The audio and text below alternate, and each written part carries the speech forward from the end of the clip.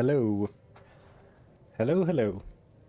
Due to popular demand, the Wheel of Misfortune is back. The Wheel of Doom, the Wheel of Pain. As we say in Sweden, beloved child has many names.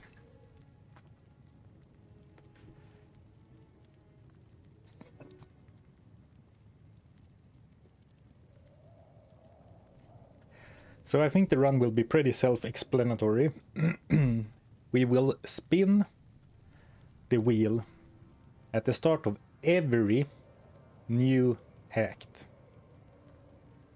And then the rules will stack on top of each other until we have an absolutely cursed run.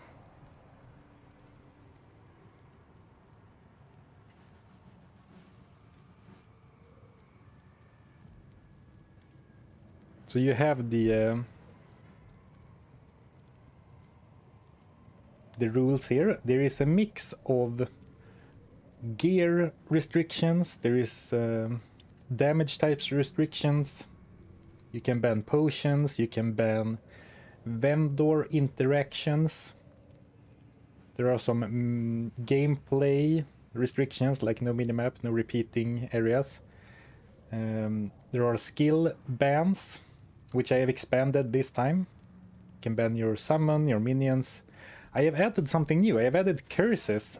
Basically, I have a hero edited in a few charms into my shared stash to give me negative stat bonuses. And then increase player settings, dropping gear. I kept the I have done this before, in case you weren't aware. And I have kept the drop loot things, but I revamped them some because I didn't like them last time. And due to popular demand, there is one single good square. But I didn't want to make it purely good, so there is one square that will allow myself to reroll one single rule.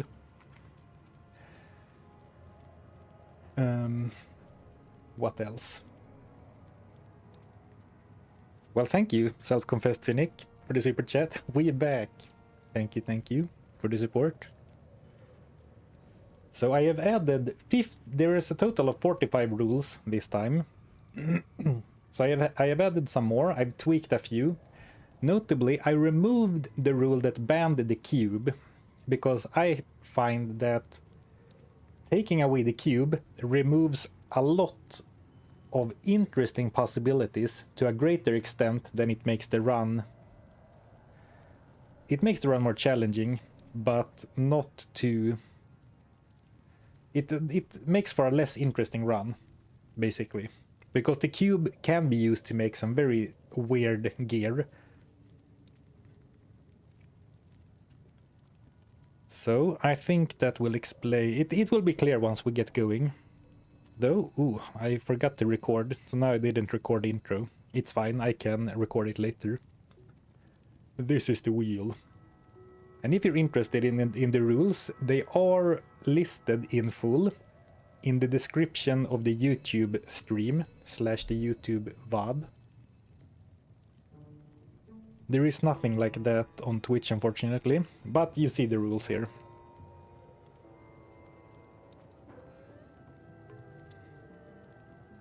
Hello, everyone, also. Welcome, thanks for being here. I tried to tune the rules so no one rule is a full challenge run, because we're going all the way to hell. So the rules will stack on top of each other. So before we know it, we will have like 10 rules. So I don't want any one rule to be too crippling, though I will say that I found it very hard to balance the curses, so some of them might be too strong, and there might be a few too many, where are they? A few too many skill ban options, but I figured since we have more rules this time compared to last time, there will be more, a less chance to roll any individual rule.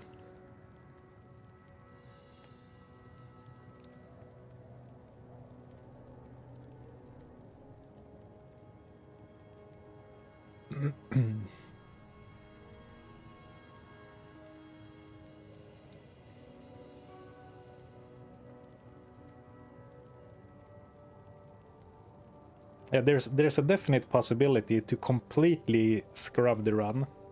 I think we could end up in a situation where I can't finish it. I'm not saying that it would be impossible, but we could end up in a situation where I can't complete it.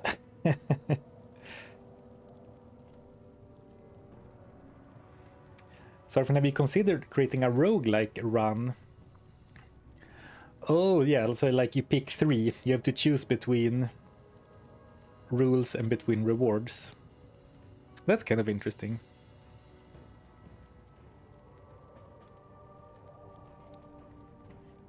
Class also random. Yes, everything will be random. Well, not everything.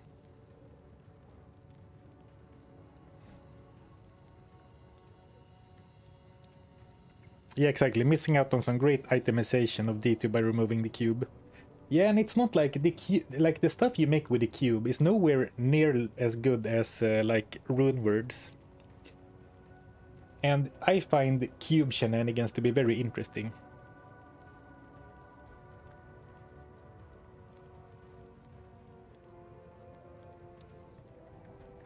Right, I think we should get started. I'm just gonna sip a bit more coffee.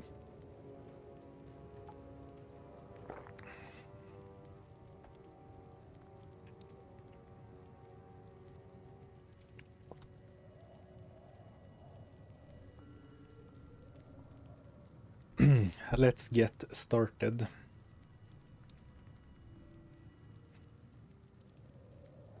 So before we start spinning rules, we of course have to pick our class. And I decided to exclude the barbarian since we used the barbarian last time. So these is every class except the barbarian. And there's no point in, how do you say, dragging it out, I suppose. Let's see what the next several streams will be about, what character it will be about.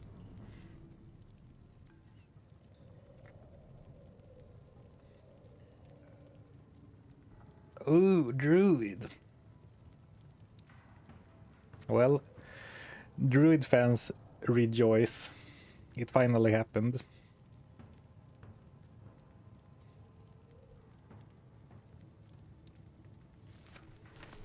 Welcome, unfortunate hero, the Druid. Though we will also roll for hardcore or softcore, which we did last time.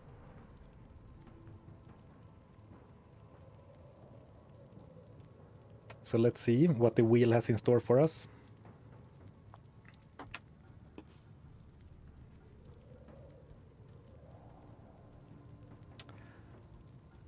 Well, that's interesting. Hardcore. Well, the Druid has a lot of good summons and cyclone armor, I suppose.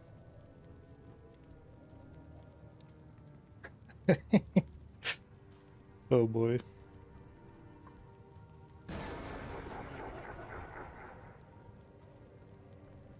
I guess all that's left is to do the wheel. Should the rules be shuffled in the wheel so it's more tense if it rolls over to the next rule or not? It doesn't matter. Like from a randomness perspective. Though I guess I see what you're saying, like if it slows down in the skill cluster right now, you know that something with a skill will be banned. What do you think, guys? Should I randomize the rules so that they are... so that like... There is a simple button to shuffle the rules so that like not all damage types are clustered and not all curses are clustered. Because that makes it more, you know, you don't know what to expect. But also when they are clustered like this, it's kind of like you do a big roll with a sub roll. So like this slice is damage types, this slice is skill stuff, and this slice is like curses. So then it's almost like you spin the rule or the wheel, and then it starts to slow down. And then when it's already, so then you already select one like quadrant, and then it slows down, and you do almost like a sub roll to see exactly which one it lands on.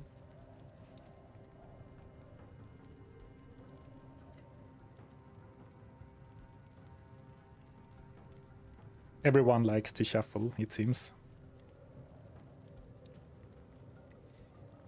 So we will shuffle the rules once. Click.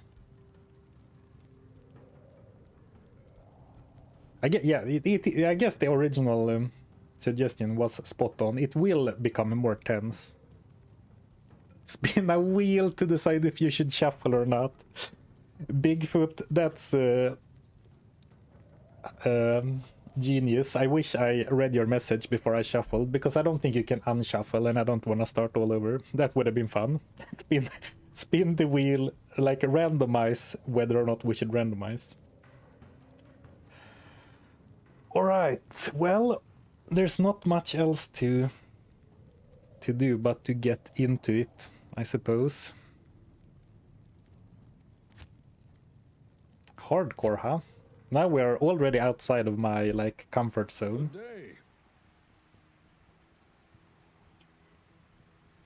So, first skill tree, Elemental. Second, Shapeshifting. Third, Summoning.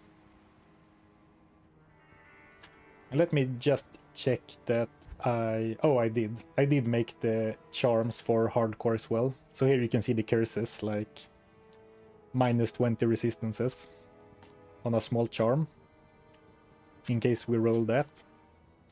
So we will also lose one inventory slot, but I don't think that's a biggie.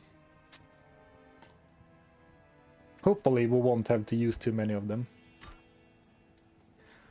Alright, time to spin the most important wheel, arguably.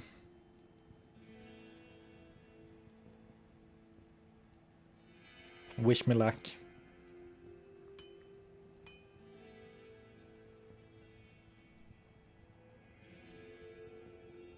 Got backup charms. I do have, but only one extra. We can make more if we die a lot.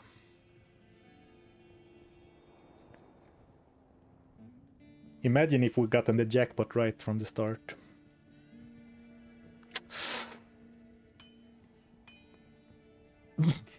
No rune words, huh?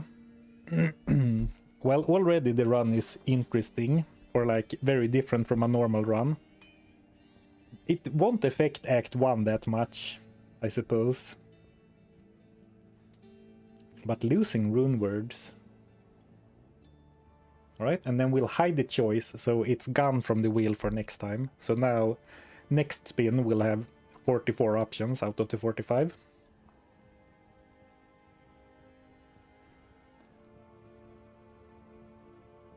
And then I have a little thingy up here. No rune words.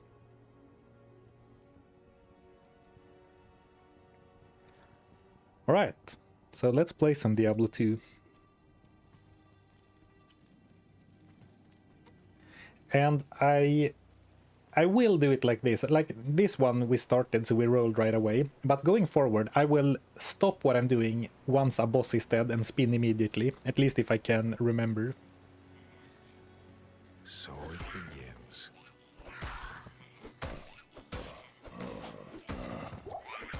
Last time we started we were barbarian, and the first roll we got was banning combat skills.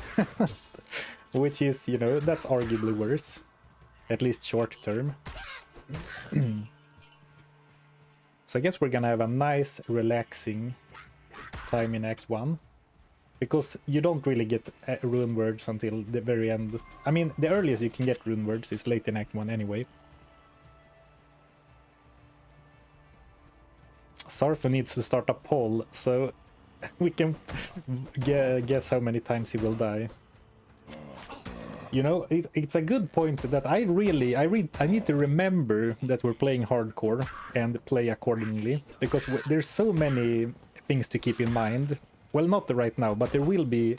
I will be struggling to remember all the rules, But then I also need to remember that we are actually playing hardcore.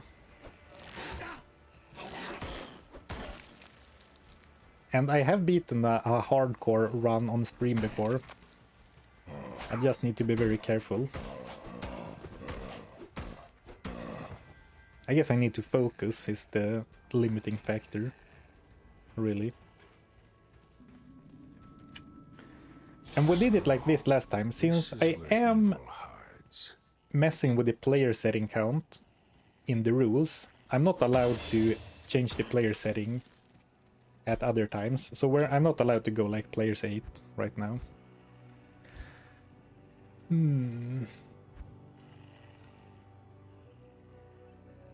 I wonder what build we should go with. I mean, surely not shapeshifting, unless we have to. Poison Creeper is so good early on. You can't go wrong with elemental stuff either, especially... I mean, Tornado and Hurricane aren't the most powerful in a solo self-found setting, but you do get Cyclone armor maxed simply by using it as a prerequisite, which is powerful.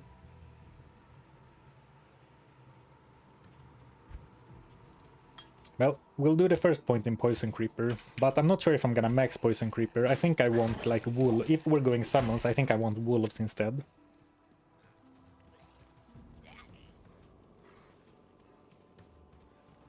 I wonder, will he accidentally die so he can skip Druid? I will try my best.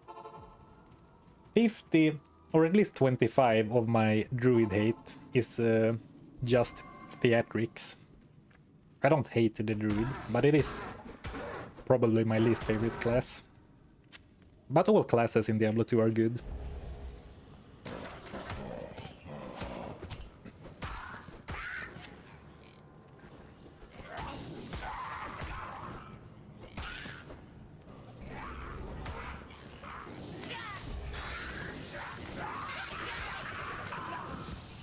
Try your best to make it look like an accident. I'm gonna pretend to spill coffee all over my lap. Yeah, Fissure is really good. Like, the Poison Creeper is very strong early. But like, the Wolves are good, the Bear is good. Or the Wolves are okay, they're not the best summons, but they are tanks and deal okay damage. The elemental stuff are great. Fissure, Tornado, Hurricane, even those are alright. And I mean, we're surely going at least 1 point into Oak Sage, right? But the beauty is that we don't need to stress, like, we don't need to stress about long-term planning too much, since stuff can be banned at any time. So it's better to play it by ear, or how to say.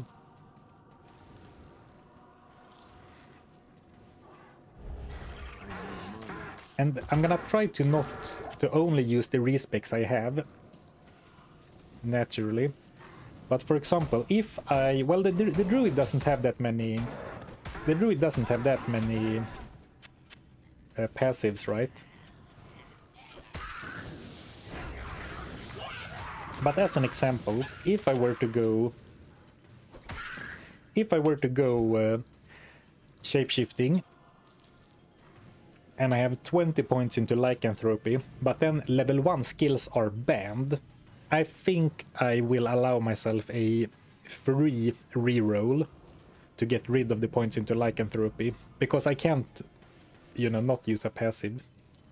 If I was a werebear with 20 points in lycanthropy and I ban level 1 skills, I think that will not eat up one of my quest reward respecs. Well, that might not even come up.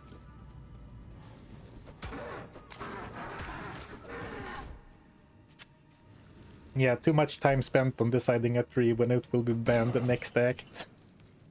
There is something to be said for a hybrid build, like if we go only summons, we're more we are weaker to having that banned, right? But we will, of course, have one respec available as soon as we finish this quest.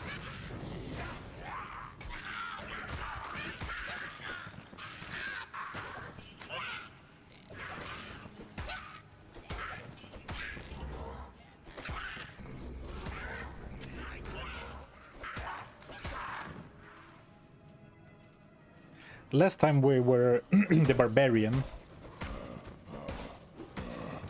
which is why I didn't include the barbarian in the wheel spin for picking a character. This time.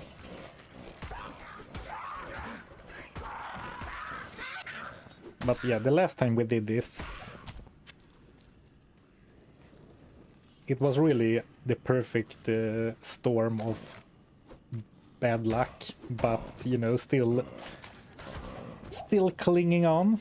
And I do have a 5-hour supercut video on the channel from that if you want to watch it later.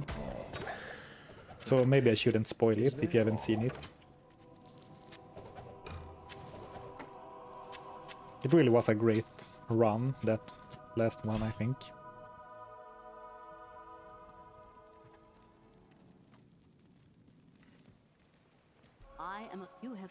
What if you die? Is the stream over? Well, it depends on when we die. If I die like in 10 minutes, we'll just reset and go again.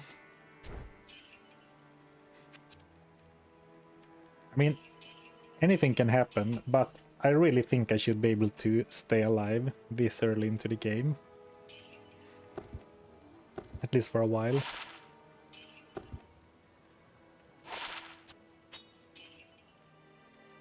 Well, who knows? Shouldn't be overly confident.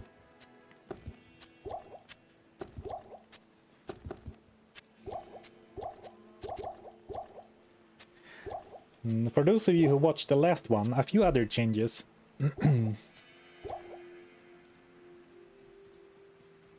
Trading, like if I ban buying and selling in the trade window, that no longer includes repairs.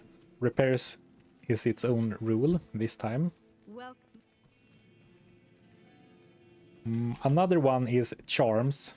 If I ban magic items, I won't ban charms this time, but charms is its own wheel spin, banning charms, I mean.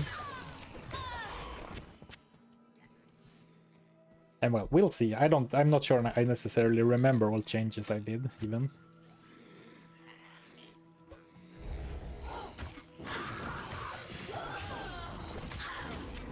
Do you have a town banned?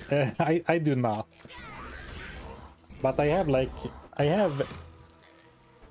a way to ban all useful vendor interactions, except quest rewards, I guess. I could have banned the quest rewards, but I didn't. And I did not ban the stash. I considered banning the use of the stash, but once again, I think that takes away more from the challenge than it adds. Since we can ban so many different types of gear, I think it's fun if, you know, if some weird-ass item we pick up early makes a resurgence and becomes super great for us later because of a roll.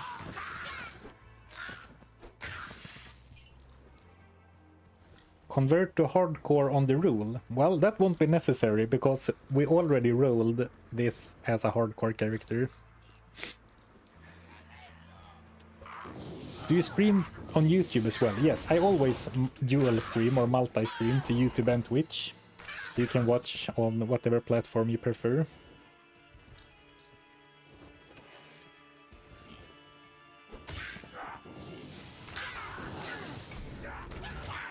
Let's go for 30 strength and then all points into vitality for a while.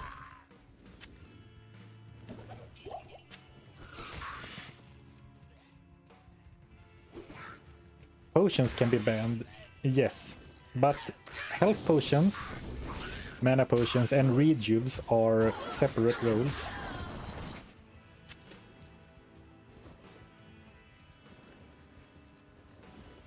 Ooh, burial grounds. We can take a free Merc. art. I thought you were talking to yourself. Yeah, if I'm responding to something that's not in the chat where you're watching, I'm either responding to the other platform, or I am making stuff up. Looking extremely handsome today. Oh, thank you, thank you. Best gamer who ever lived. Ah, you.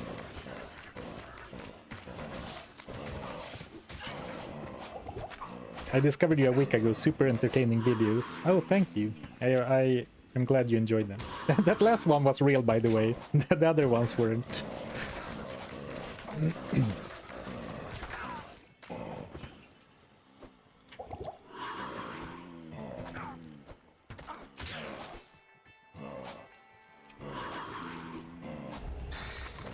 Let the vine take care of her. Is there no Pepsi on the wheel? Absolutely not. Though, I've been thinking I should probably ease up on the Pepsi. I've been drinking a lot of Pepsi on stream recently. And I'm going to try to increase the number of weekly streams to 3.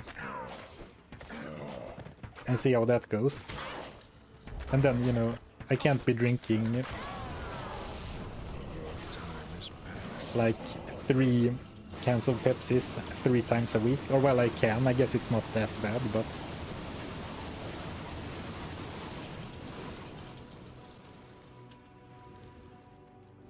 Nice try, but I have both chats open. Oh no, the chat... how do you say? The chat police.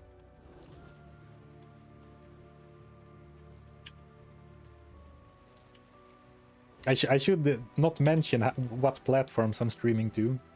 I should just say, well, yeah, I'm multi-streaming. But I only exist on YouTube and Twitch. I don't even really have any other, like, social medias or anything.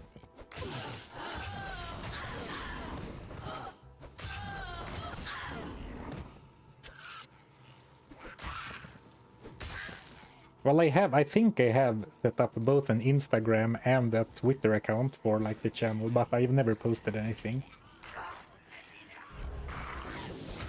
Ooh, Bishibosh. Actually, I'm not sure what's ooh about him. Just a familiar face, I suppose. Double rares. Nice, nice, nice. And you know, it will become very clear once we get going, but like the rules you see up here in the corner, that is only in my like OBS dashboard. I actually don't see those while I'm playing. But of course I am streaming in front of a few hundred people, so you guys will keep me honest in case I try to break the rules. What about evening streams? Well, here's the thing. I kind of have a hard time making evening streams work consistently.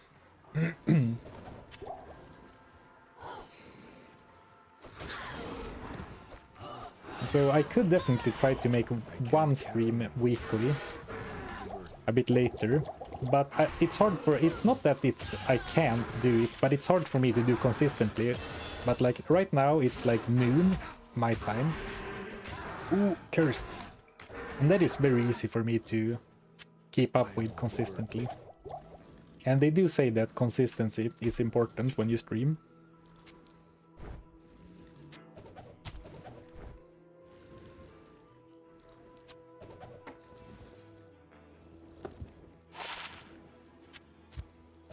Enjoying identifying stuff and just equipping it without having to think whether or not it's allowed. I'm gonna cherish that for as long as I can.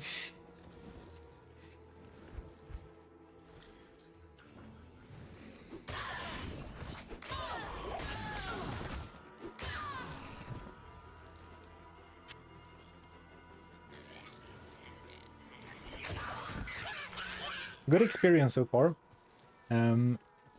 now we have 45 rules, so it's a very small chance to roll any individual rule. But one that keeps coming up in the back of my mind, it did this also last time, is that I can roll that I'm not allowed to repeat bosses or areas. So I'm always trying to think like, okay, I don't wanna advance too quickly in case I don't wanna advance and be underleveled just in case that happens. But realistically it shouldn't be a big deal. Especially like in hardcore, it's probably a bad idea to rush anyway.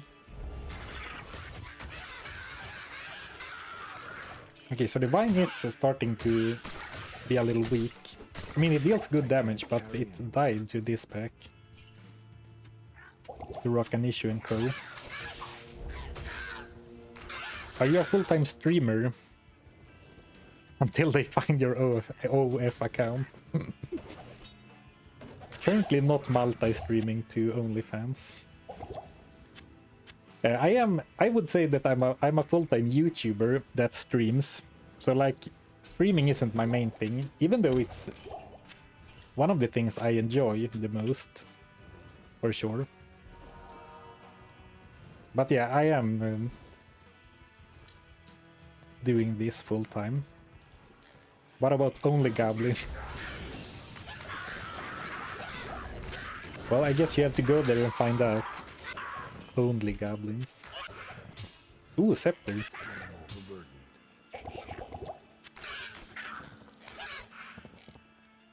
Scepters have such crazy damage compared to actual melee weapons.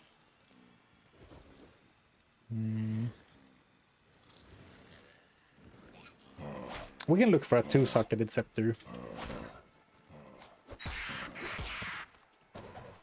He's not a real streamer until he ups his emote game. That's true. I am a full-time... or like, I do stream, quote-unquote, professionally, but I'm not a very professional streamer. I need to up my emote game.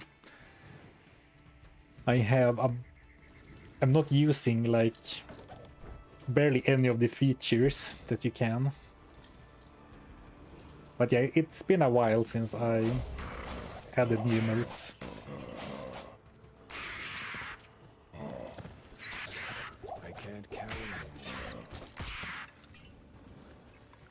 I would sell that scepter for gold instead. Yeah, I think that's what we're gonna do. We're gonna sell this one and then buy one with 2 sockets if possible. Next time we're in town.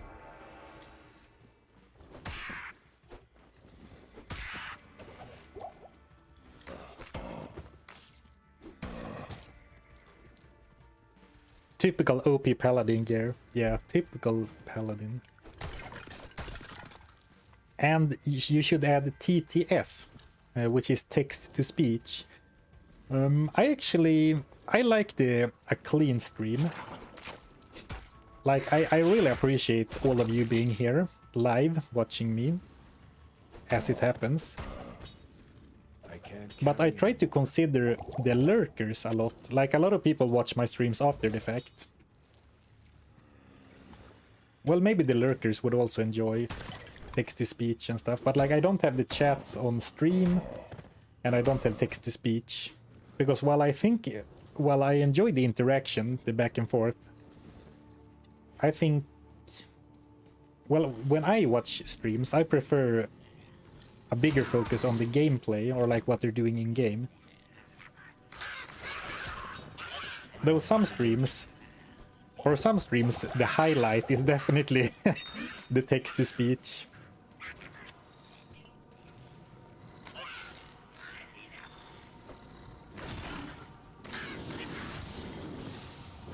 So, you know, who knows what the stream will look like in a year.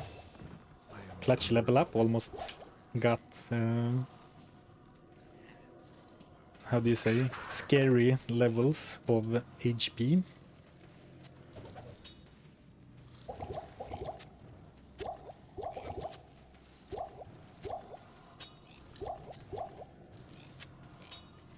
Hunter's bow. This would be a good time to go and grab our our free friend as well. I guess one tactic is to not use the skill points at all. Just wish you luck on the suspense. Just watching the other random rule in a half an hour. Just finished watching the other. Oh, nice. Good timing on your part. Alisa. I guess Alisa is close to Amp Lisa. She will have to do. Can't get screwed by the wheels if you don't have any skills. One step ahead. Oh, nice bow. Well, actually, is it nice? Not really. I mean, it has a lot of stats, but... I'll put that to good use. Hello.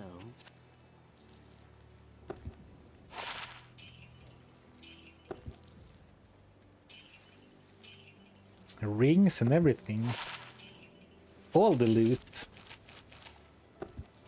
It feels weird being able to equip everything compared to the last run we did. Oh, that's a nice ring. FCR and light res.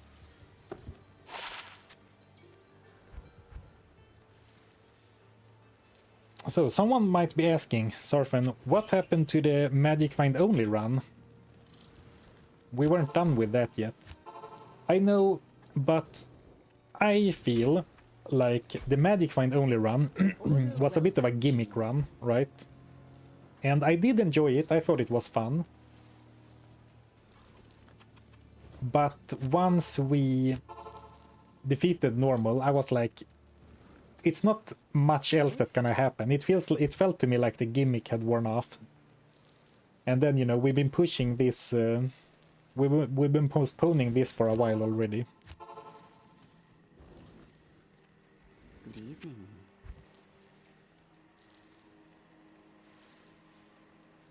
Oh, perfect. This is gonna be a nice scepter for the rest of Act 1.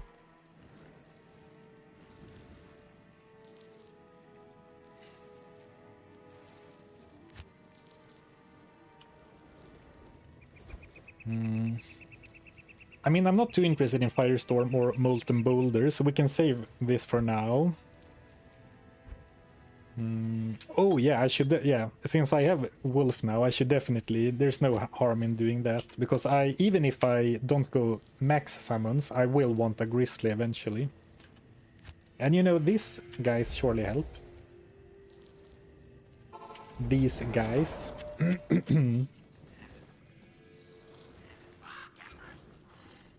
Can the Wheel of Misfortune roll return to MF only run? It can't, but it could have been like, you know, you're not allowed to continue this challenge until you go back and finish the last one. Do we know what build we want to end with? Not really, because there are a bunch of rules on the wheel that ban skills, including banning entire skill trees.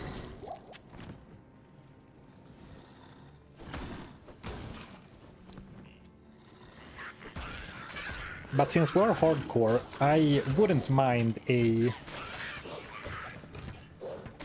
few summons. Though I'm not sure how good. I mean, they've changed it in Resurrected so that you can have a Grizzly and all wolves at the same time, which you used to not be able to have these at the same time. You had to choose between Spirit Wolves or Dire Wolves or Grizzly. That is no longer the case. But I'm not sure if they are that great still. Like, you don't have the curses of the Necromancer. You do have this one that increases attack rating and damage. But like, you can't deal with physical immunes at all, and even, you know, physical resistant enemies are kind of tough. And the Grizzly is tanky, but none of them are super strong, right? I'm saying that as like half of a statement and half of a question. Because I truly don't know.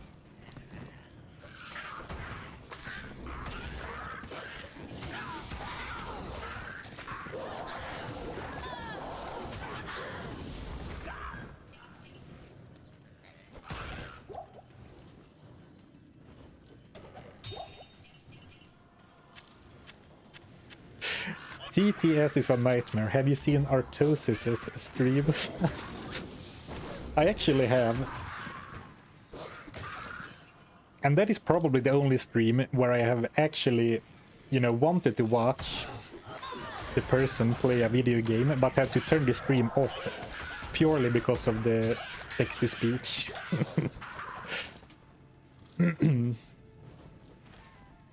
I don't think that's the typical text-to-speech though, right? Summoning is only good with edge bow. What? Nah. I'm gonna go out on a limb here. I think on average, people way overestimate the Thorn Sora from edge. I mean, don't get me wrong, it's good, but it's not what makes or breaks a build.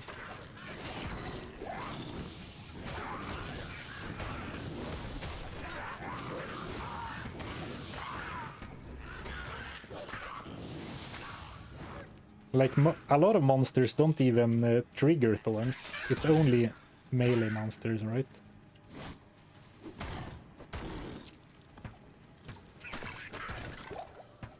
No stamina pots. Oh, perfect. Good timing.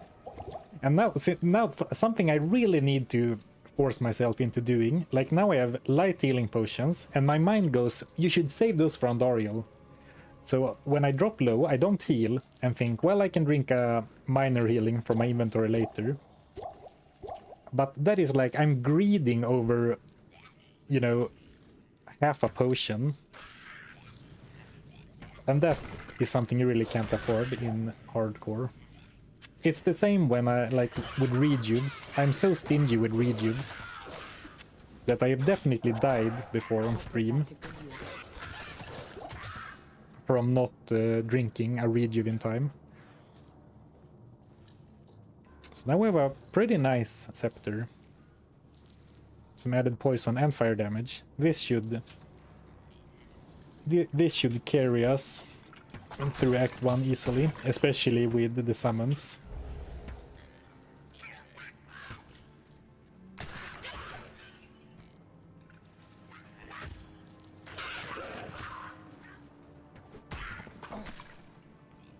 Thorns are good versus bosses, typically. Yeah, that's true. I will definitely give them that. Thorns are very strong against bosses. Especially when you have summons, because they deal bonus damage to summons, and that damage is then reflected.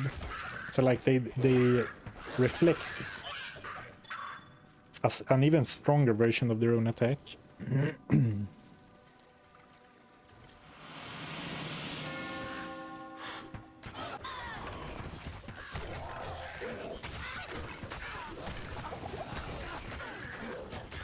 Ooh, archers, scary.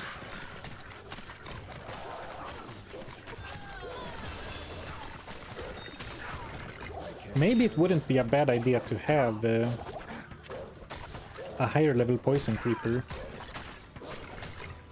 Just so I can, you know, target archers.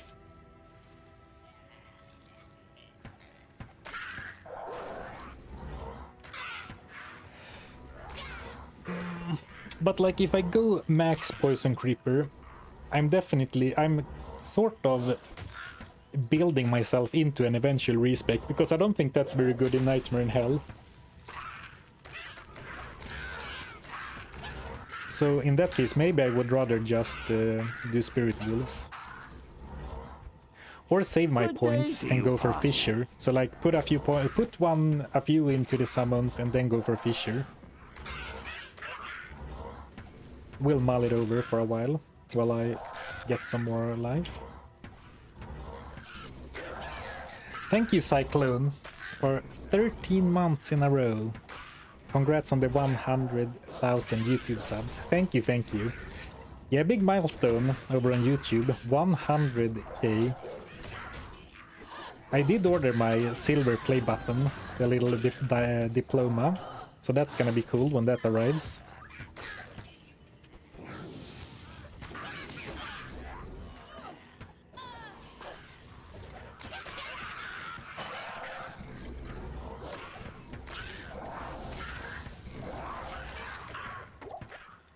become Wolfman just for fun. We have different definitions of fun, I am afraid. Greetings. Yeah, Fury Druid or like any shapeshifting druid in on a solo self-found character is tough, especially in hardcore, yeah.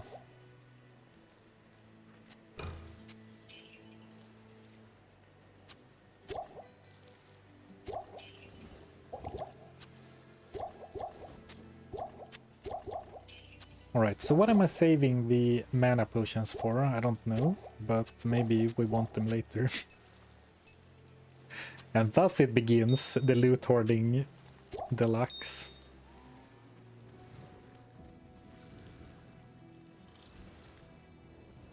The bear is good in hardcore. I mean, the bear is very tanky. Like, 1 point in the werebear like doubles your life, doesn't it? No, plus 75%. But the thing is, without good gear, the werebear deals like no damage. So he just gets swarmed.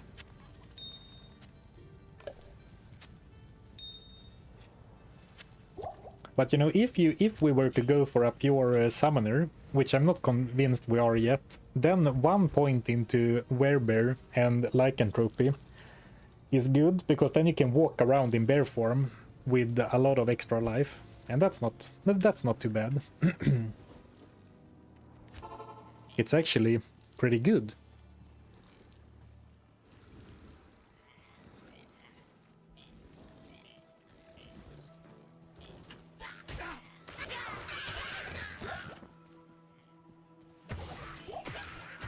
Okay, let's find three-headed wood fist. I guess this is a run where we will be skipping the countess. I mean, runes can still be good, even if you don't make rune words out of them. But they're not gonna be amazing, right? Well, a tell rune in a bow could be pretty good for Emplisa, I guess, or Alisa.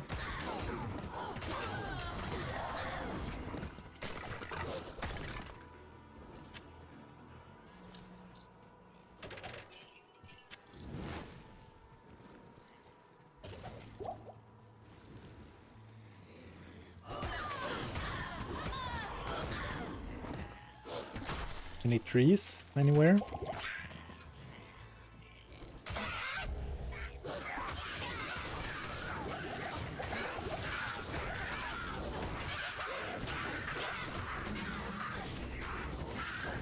Oh, my oak sage is dead. I thought I had one too few summons, but I couldn't quite understand which one was missing. Is there a no Emilio? There is a no mercenary.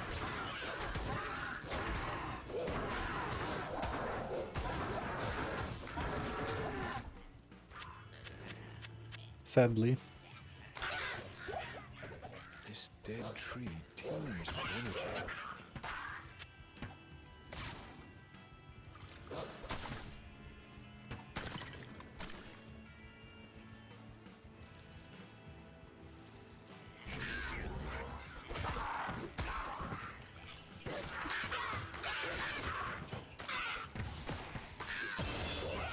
Nice.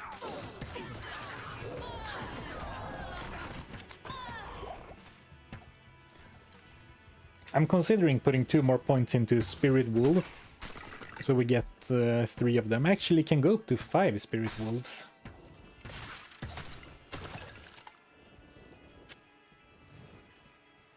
Well, a counterpoint, I don't really need to right now. Did you try negative magic find at the start, how it affects drops? I tried it back in the early... I tried it way back, and early unique drops were kinda dropping too much, that is. Oh! I have not done any testing. So like if you go negative MF, you're saying it kind of rolls over?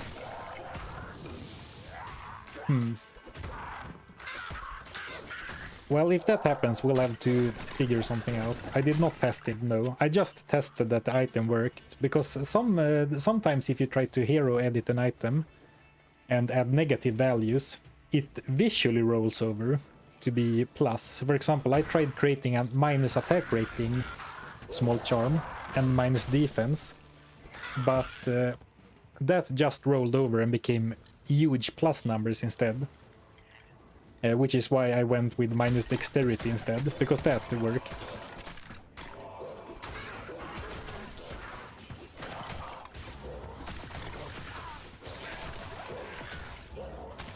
BT Diablo mod starts with negative magic find and that works fine. Alright, we'll see. We'll see when we get there. Hopefully we will not get that one, because I would hate to lose some of my magic find.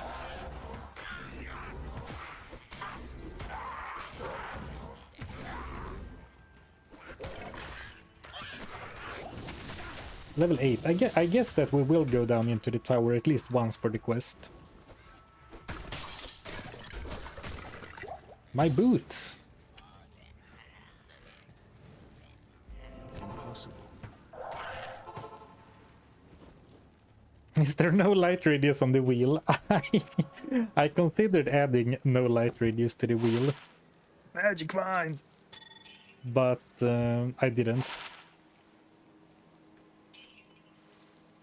Good day to you, And so the magic find greed begins. Our first 6%. Thank you, TT Mjolnir, for 2 months. Thanks for the Prime sub, I appreciate the support. Thank you for the chill atmosphere and fun challenges. You're welcome. I'm glad that's what I bring. VOD Lurker here, live for once. Definitely appreciate the cleaner streams, especially since you're good at reading your chat messages.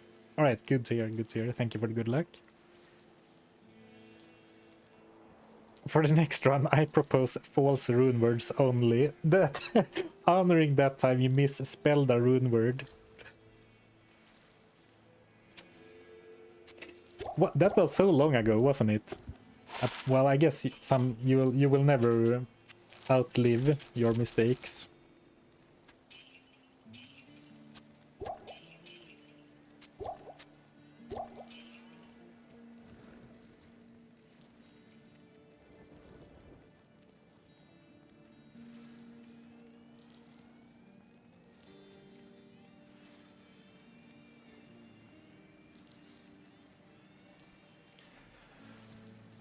So let's do Tristram and then 1 tower, and then we'll try to move quickly towards Andariel. Because there's gonna be so much that happens when we roll new rules. Might as well get on it early.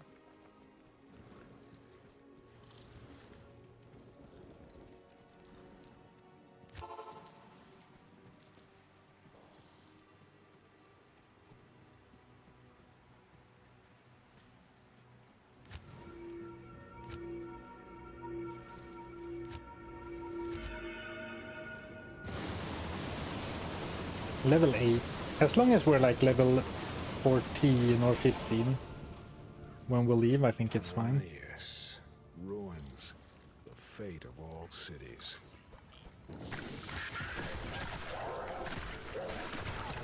By the way, the reason I stopped spamming Poison Creeper, which can be a good way to like target it to where you want it to go quickly, is because I summoned this one with a skill shrine.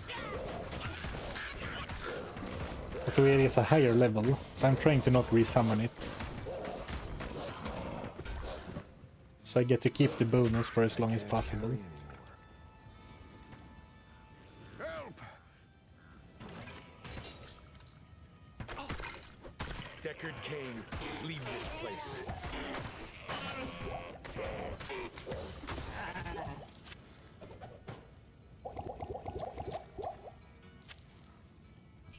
Any more elites?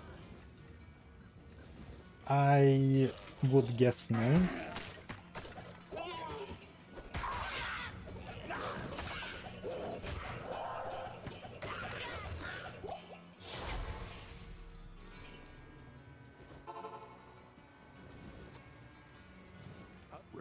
Stay a while and listen.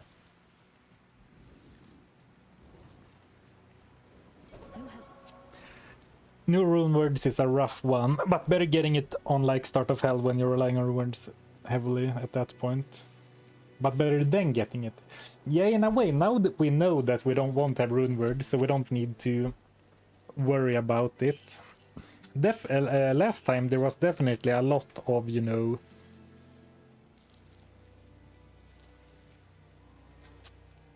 there was a lot of, you know, worry from my end that we would ban runewords. So I constantly kept thinking like, oh, what if we ban runewords? Then we're gonna lose this and this and that.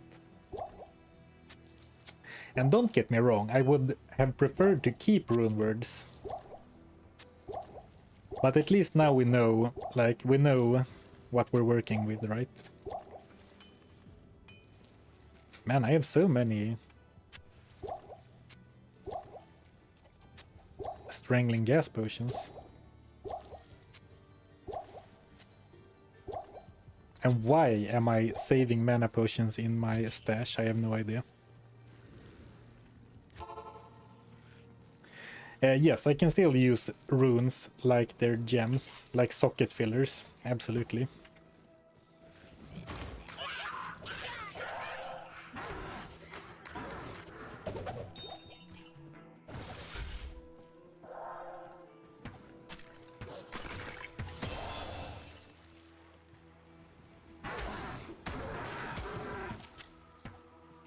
Maybe in hindsight it should have been no runes instead of no runewords. No, I think it's more fun this way. It's more fun to be able to kind of use what you find.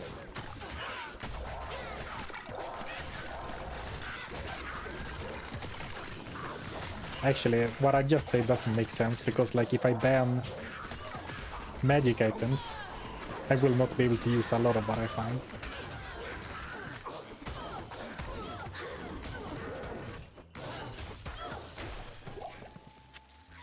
Lots of rare rare shields so far.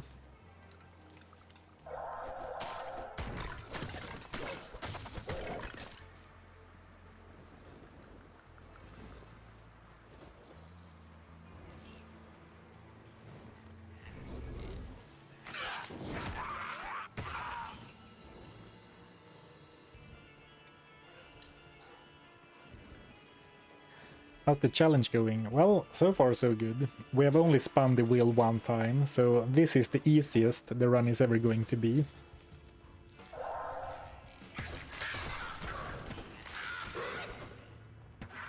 And since we haven't found a single rune yet, the current rule hasn't affected us in any way. Yet.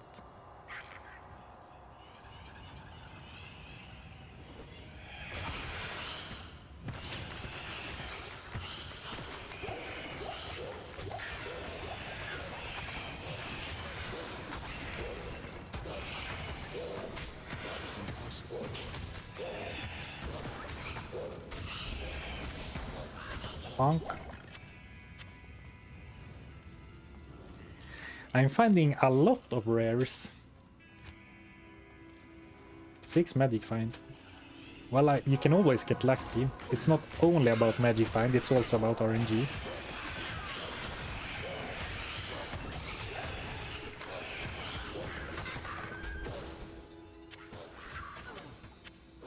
I thought that was just the merc's name.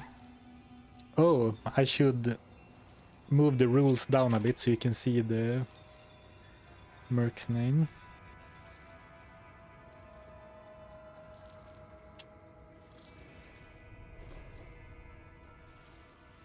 Alright, now we can see Alisa.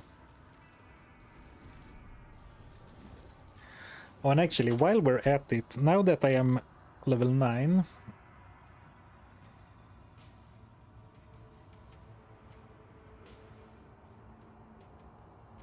Oh, it's not synced. Okay. Hold on.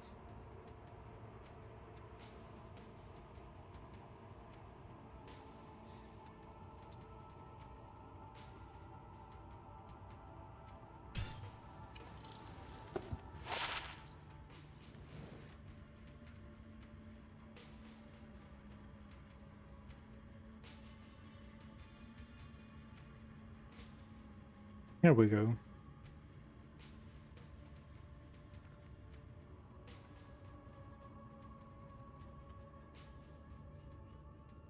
Now, if you're watching live anyway, you can check my current gear. Whoops.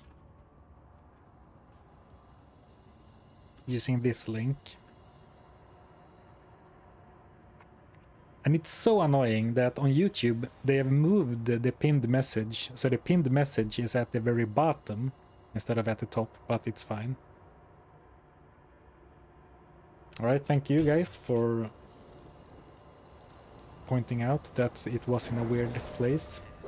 The rules text, I mean.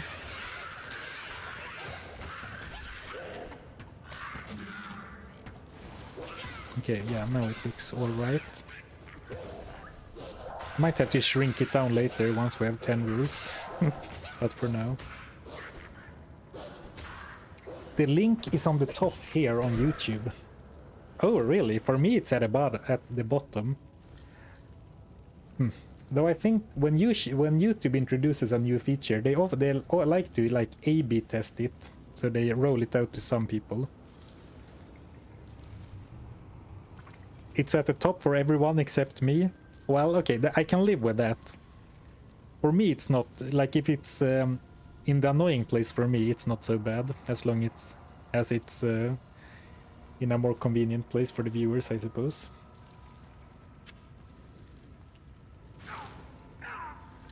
Is there a reason you use YouTube and not Twitch? I'm using both. I am streaming to both at the same time.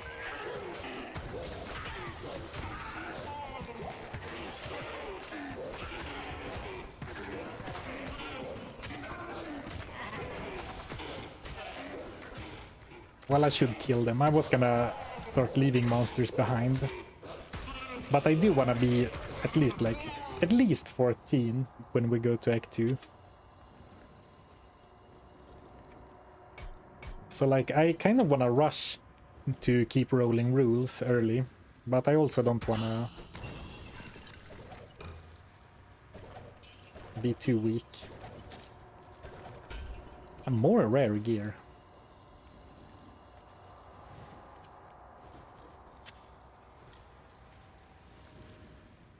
Will you die while reading chat?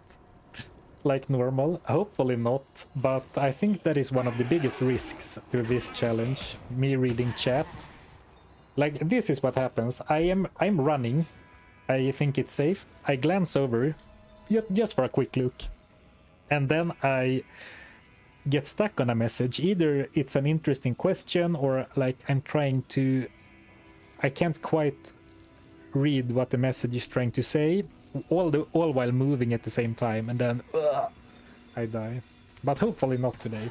But it usually goes like that when I die. Well, or I get overconfident. I'm not blaming you for all my deaths, just some of them.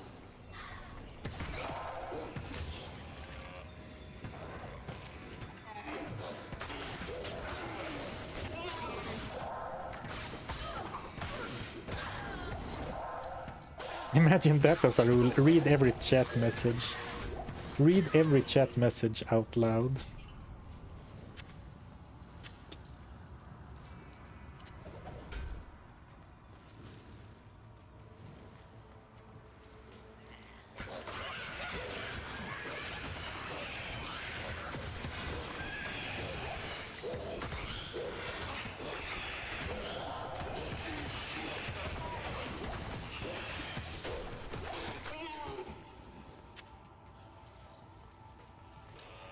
Let's hope for a good wolf pelt. Unless I missed any of them, I haven't found a single pelt yet. Like the druid class specific helm. But sometimes I do find really good ones here in the tower from the racks.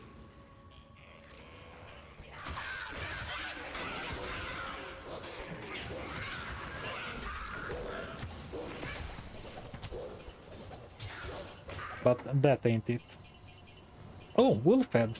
Well, like I often say, you need to ask for the drops you want. Manifest it.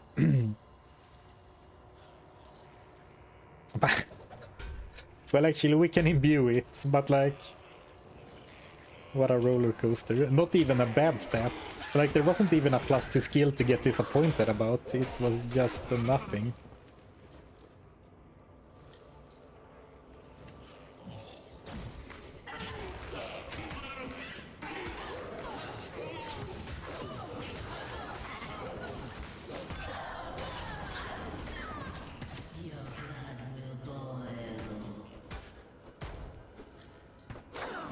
Bonk, bonk, bonk. F and Ral.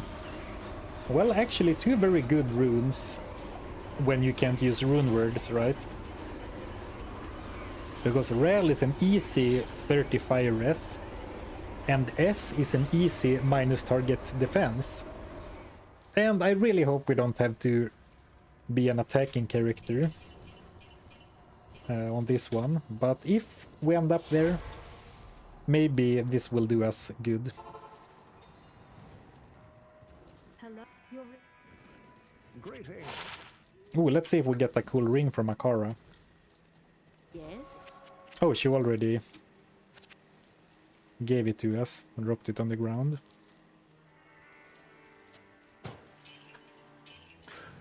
Now I sold it. I can buy it back though. Maybe it's alright to imbue. I mean, realistically we should save the imbue quest, I guess. Ooh, nice charm. Life and rest charm already. I mean, poison rest is the worst, but still. Very nice charm for our first and only. Can you use single runes? Yeah, I can use them as socket fillers as long as I don't make rune words. The barbarian was a softcore character.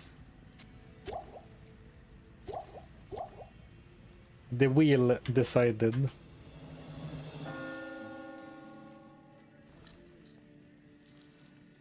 Is it weird to have brunsås och lingonsylt with makaroner och köttbullar? No. Absolutely not. It's perfectly fine. Didn't you forget to pick up Akara's ring? Oh. I guess I did, but I did read the name, Ring of Remedy. And I believe that all that does is reduce poison length reduction. And sure, maybe it's like 1,000 gold, so we'll sell it. We should sell it, but it's not a big deal. It wasn't anything good, at least.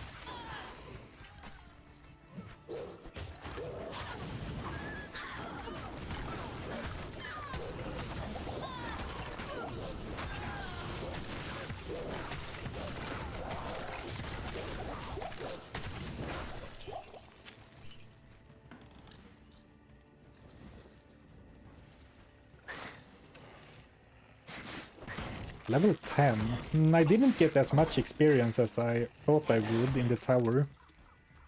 I guess I might have skipped a lot of enemies. Like maybe I skipped the elites on a couple of floors.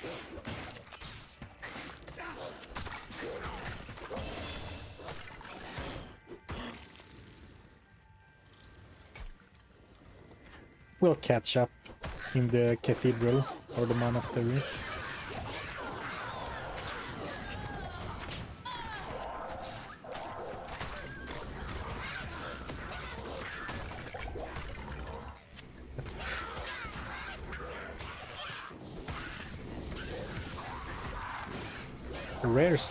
Rares everywhere.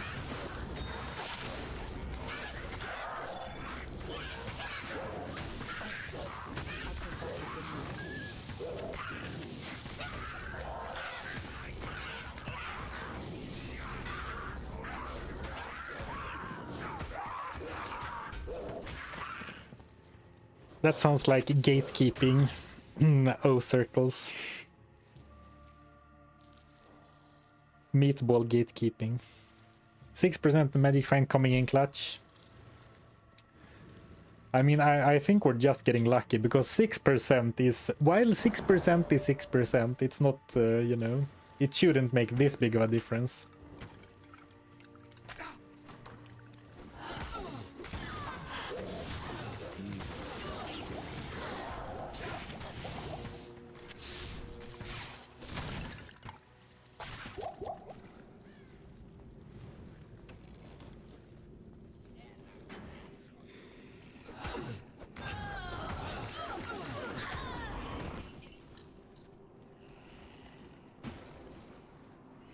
So level 11.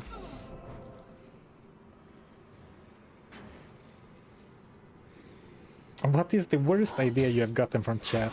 Light radius only. Without a doubt.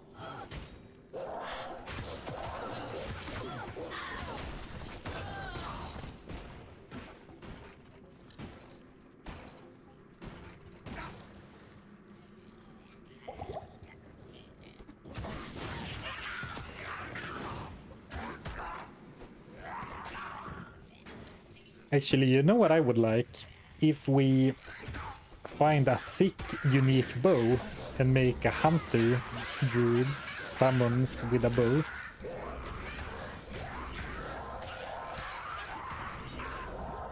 At this point, it's a meme that I'm trying to make every character, every challenge into a bow build.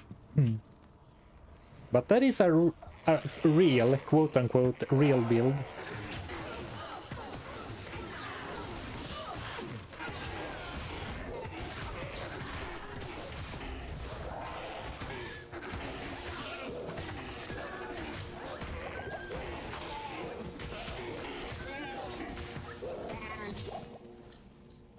Carry anymore.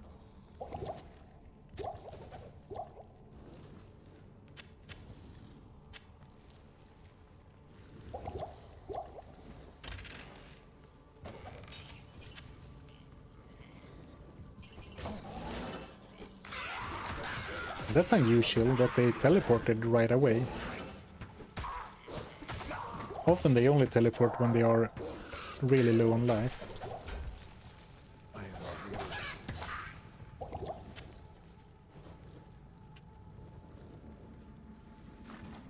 Needs more Raven. Here you go.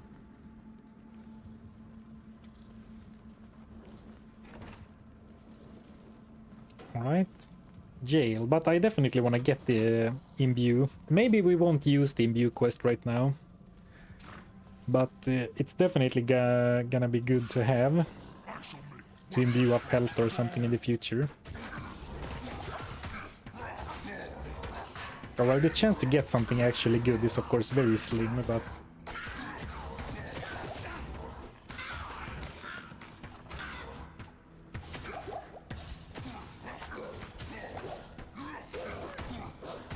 That was closer than I would have liked.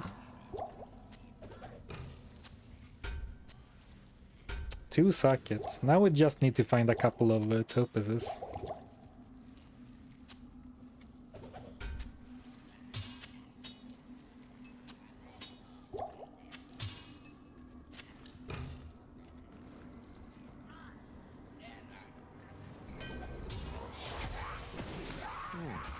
Charcy will be thankful to get this malice. Good day. Oh, thanks so much. Melee bow build with werewolf werebear can reach some crazy low attack frames with repeating crossbow, if I recall correctly. I mean, people have told me that the Barisa is a great shapeshifter weapon. So maybe, who knows?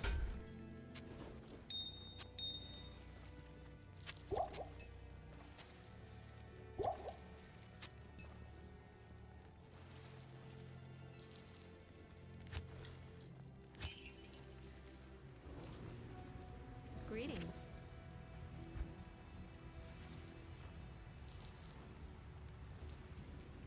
Why not 5 life? We're hardcore after all.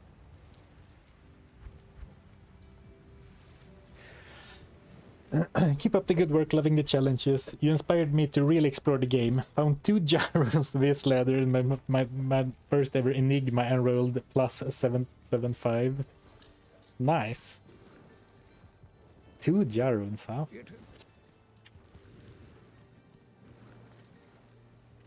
Hello. I'm glad you're enjoying the challenges. Oh, I was about to clutch my pearls. Isn't this hardcore?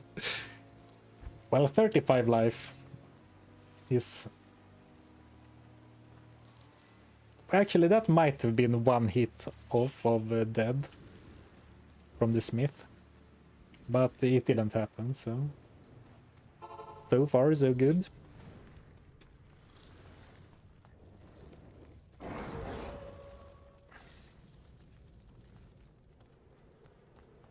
Anyone waiting for the no waypoints challenge? I hope not. That doesn't sound very Bars fun. can't hold a force of nature.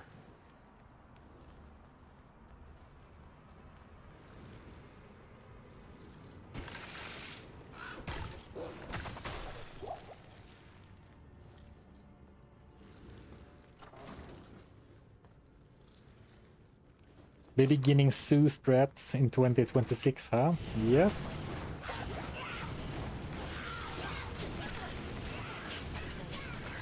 Actually, after I kill this pack, let's see how many skill points we have.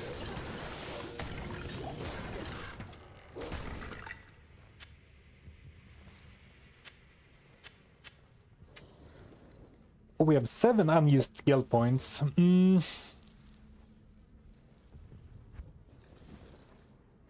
I think I want to go for Fisher, if for no other reason. At least it's gonna get us through the early acts quickly. And in a way, if we go through the early acts quickly, we will quickly know what kind of run we're dealing with. Or at least we might know. The summons are good, but you know, it's a bit slow early. I mean, later when everything is slow, I think it's a very good build. You know, we can keep getting some summons. As of like having a couple of meat shields has been very helpful for sure.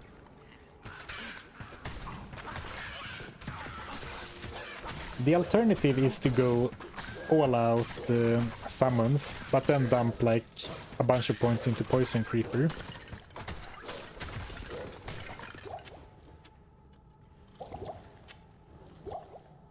And I'm to be honest, Poison Creeper might be stronger than Fisher or normal, at least the early parts of normal.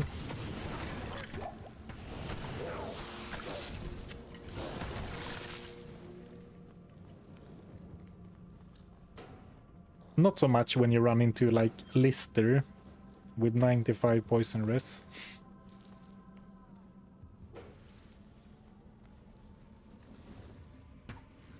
The thumbnail says boss kill equals spin wheel, and you've killed many bosses that aren't act bosses. Well, those aren't bosses, right? Like every single elite isn't a boss.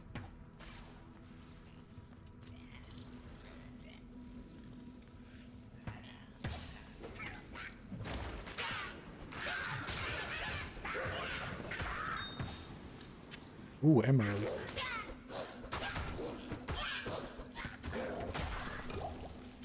More rares. The rares just keep on coming. That's probably better. 1 to 5 fire damage. I'll put that to good use. I'll put that to good use. Yeah. Could start working on a 3-socketed hunter's bow with some socket fillers. But who knows? We might not even use the Act 1 mercenary for that much longer.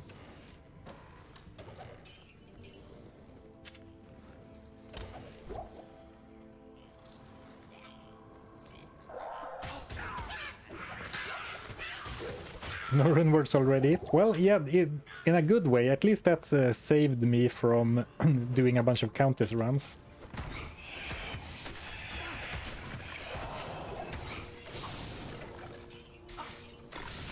So in a way, it was nice to get it right off the bat.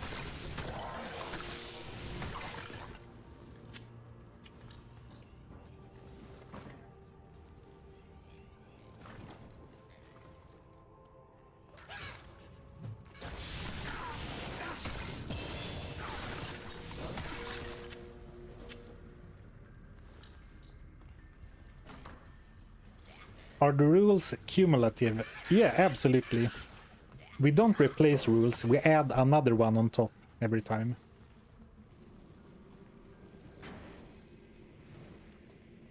What are you hoping to avoid going into Act 2?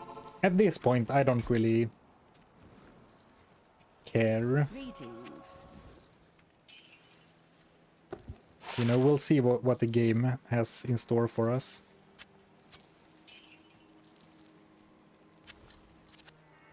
Well, actually, I would really like to not lose the summon skill tree.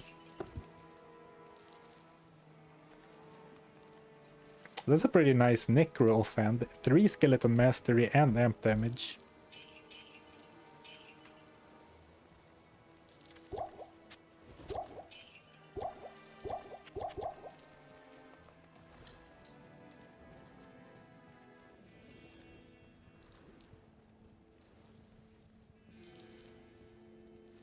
Have you decided to change the wallpaper in the office room?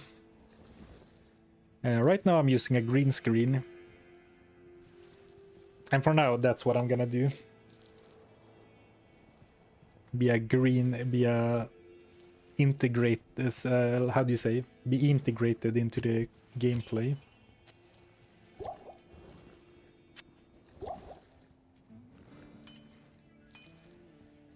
I'm not really using these, but maybe I should.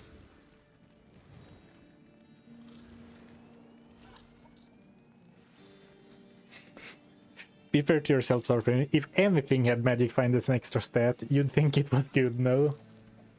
True. I mean, this is my best piece of gear right now, right? Did you replace the wallpaper with green? I thought about it, like painting the wall green, but that seemed a bit extreme.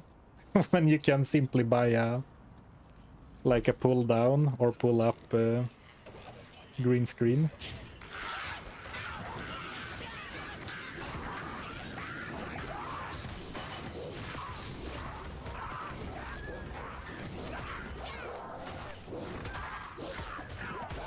Level 12.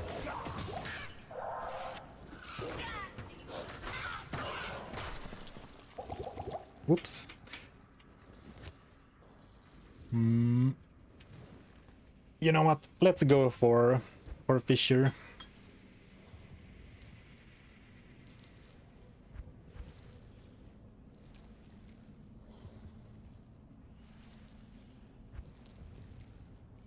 And in that case, I guess I should do a few points into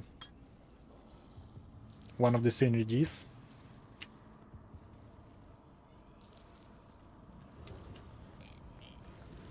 Do you have a drop wall magic find as a possible role? I don't. That could have been a funny meta rule. All items with magic find are banned. Specifically targeting myself. I sense it. The supernatural is strong here.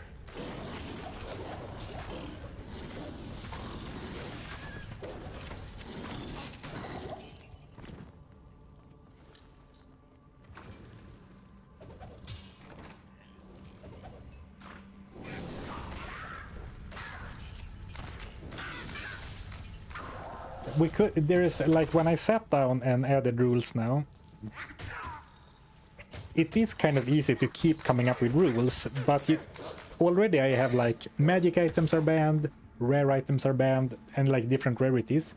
And then I also have, like, banning elemental damage. So, for example, banning fire damage. That doesn't only apply to skills, but also to items.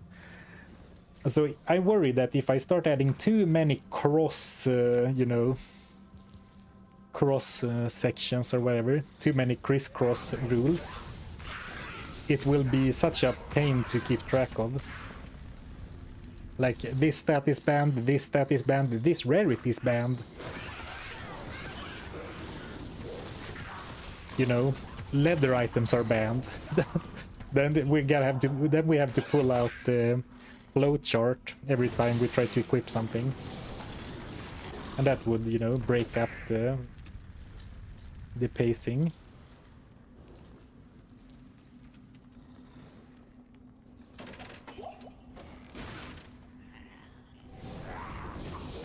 Well, assuming that you rolled any of those. Recycled longbow.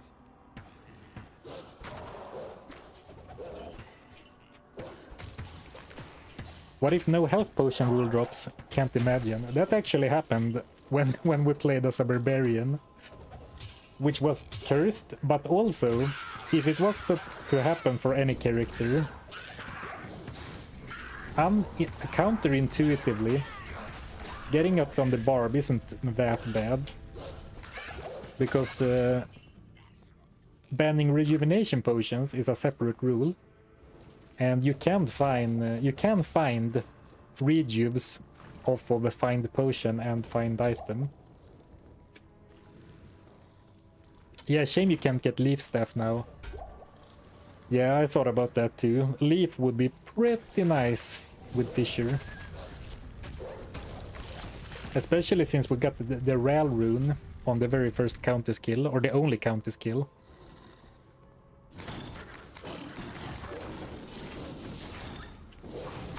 If health potions are banned, can you still cube for rejuves? Yeah, I would say so.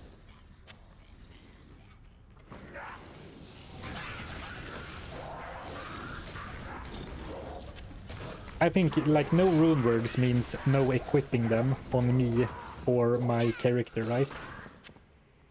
So I guess that Good day to you, partner. no health potions should mean that I can't drink them or give them to my merc. Thank you, Nargrist, for the Prime sub. I appreciate the support. Thank you, thank you.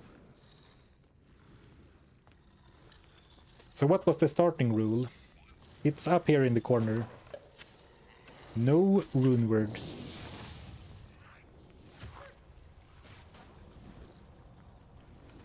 But actually, I should probably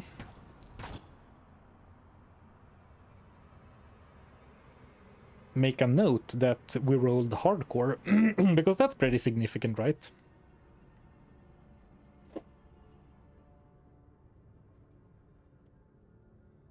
We did roll, so I should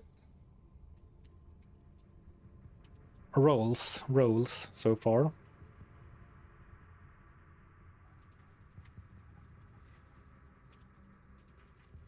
Rolls so far. Because if I'm gonna play hardcore for once, I want to maximize, how do you say it? Maximize the clout. So when word gets around town, it's not, oh, did you see that that guy that spun a wheel after every boss kill and added rules? It's gonna be, did you see that guy who did it in hardcore? Or actually, did I find the waypoint? No, I didn't. So oh, it should be over... It should be over here.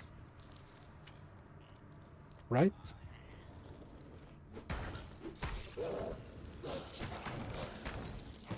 What size monitor do you play on? I don't know. I would guess that it is 24... Between 24 and 27 inch. 1044p. I have actually been looking to maybe get a 4K monitor, so I can start recording in 4K for the TV viewers, and also, you know, to future proof or something. Lycanthropy, so we finally got a skill, but not one that we're using. Hardcore, you maniac. It wasn't up to me, it was all on the wheel. Something for your tombstone. He did it in hardcore. True.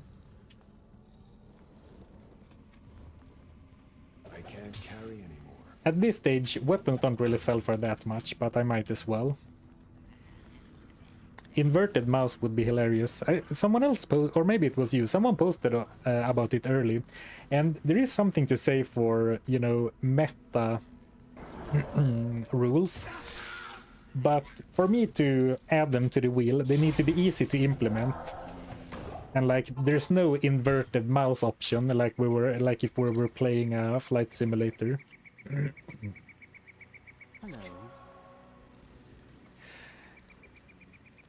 You go until hell bale or until death?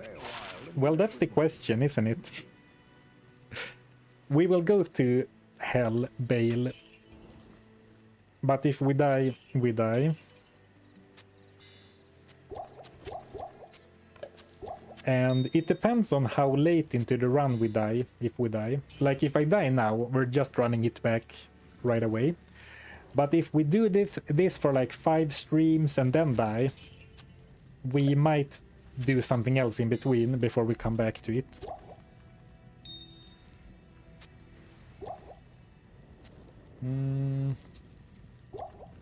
Let's keep one rejuve. I was surprised to see Sarfen playing the druid. Then I saw it was a roll. My reputation precedes me.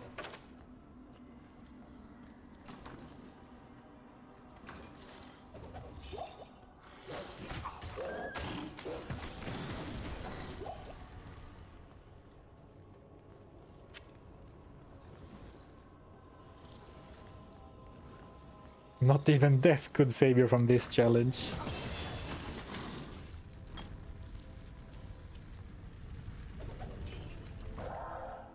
Well, this time it could. We joked a little bit about it last time, that because the last run got so cursed with the random rules, the fact that we rolled softcore actually kind of was a bigger punishment, because then I didn't have an easy way out of the challenge. Though I'm really happy that I did manage to finish the last one.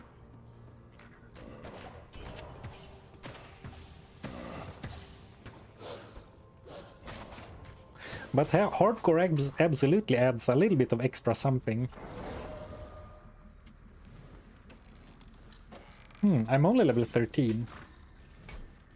I said I wanted to be at least level 14, so I guess what we'll do is that we'll simply repeat the catacombs and Andariel once or twice after we kill her. With like Fisher, she should be basically free.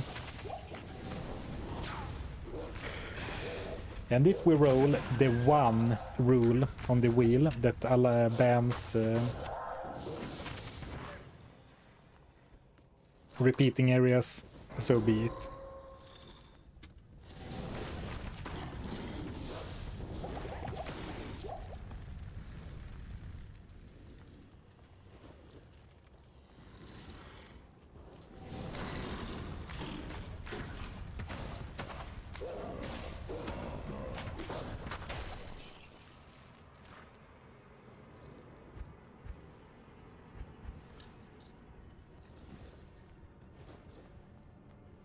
We'll do some tower runs.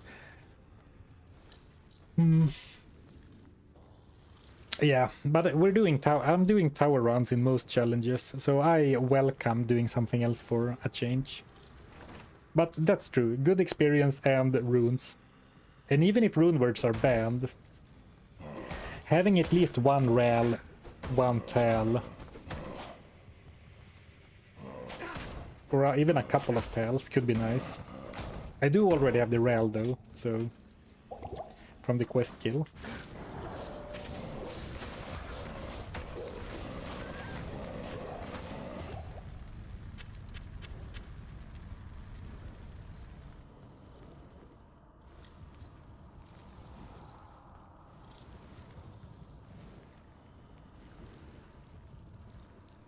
Druid is meh. It's cool to turn into werewolf and werebear and have animal companions, but it's not that much fun compared to other classes. I actually, on paper, I should like the druid. Because, you know, I like summons, I think the elemental spells are cool. But there's something that doesn't click with me. And I'm not sure exactly what. I'm not a big fan of the were druid skills though, personally.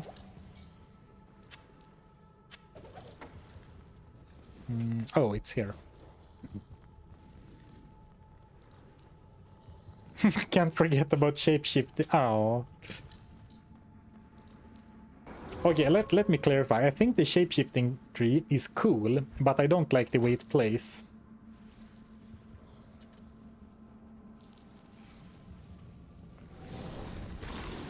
To start with, I think that it even has a duration to begin with is kind of stupid. It should just be until you want to turn back. And that's not a major deal later, once you are a bit higher level and have more points into lycanthropy. But it is annoying to me.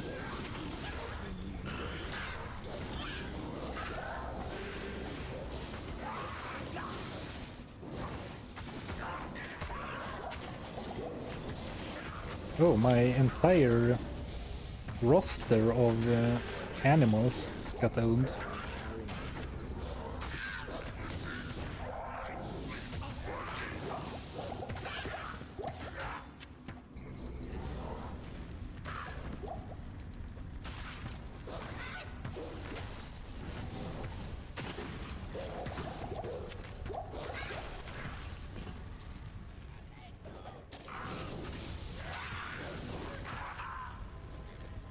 Alright, we are almost there.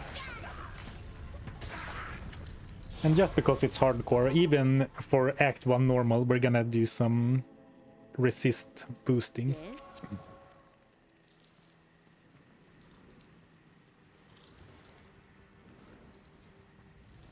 Transforming should be cool, but it makes everything clunky, even gearing. Feels like in the middle of every class, never getting level 30 spells. Yeah, that's true. It is a little bit of a jack of all trades. Doesn't, you know, exceed in any one thing. That's fair. Watch Sarkhan beat a boss and get no summons. Well, if that happens, I'm happy that we pivoted to split skill points.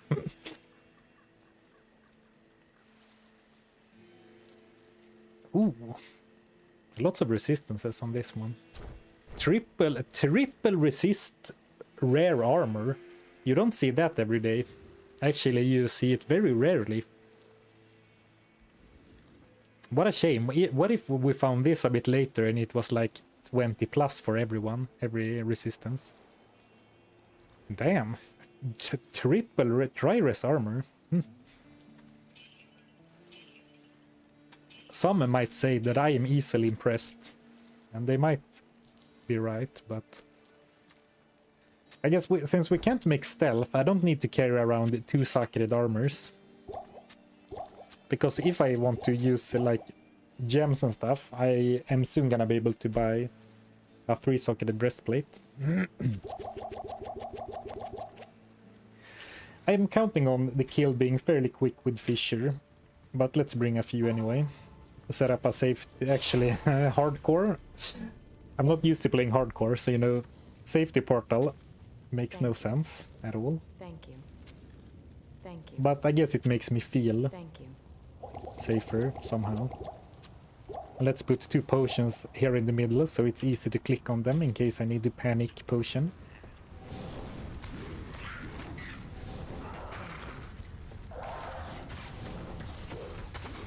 Come on, walk into the fire.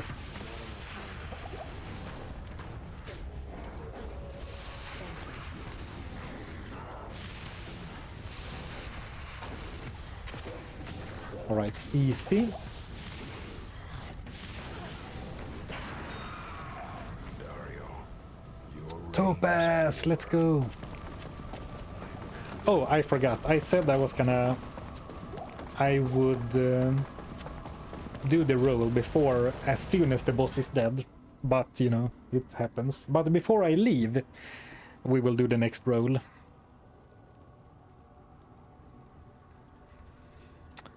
So let's get ready. Hey Kano, thanks for the good luck. Thanks. So far, you know, it's not too bad. But now the rules are starting to stack up. No runewords. And then... I guess you don't have any sound, actually. It does make a little sound.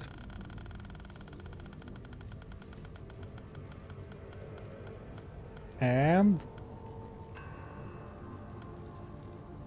minus dex. No. Drop all armor. Alright, a little bit anticlimactic getting that now, right?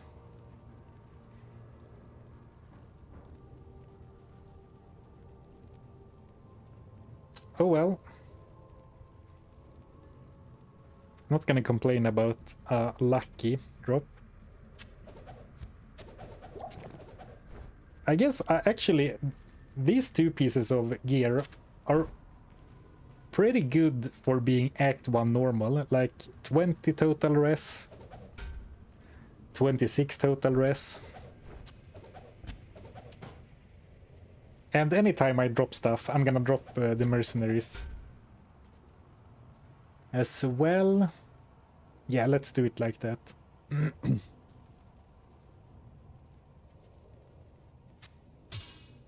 Well, pretty good, all things considered. Of course, since I didn't have great gear yet, but I'm kind of sad about that triple res armor.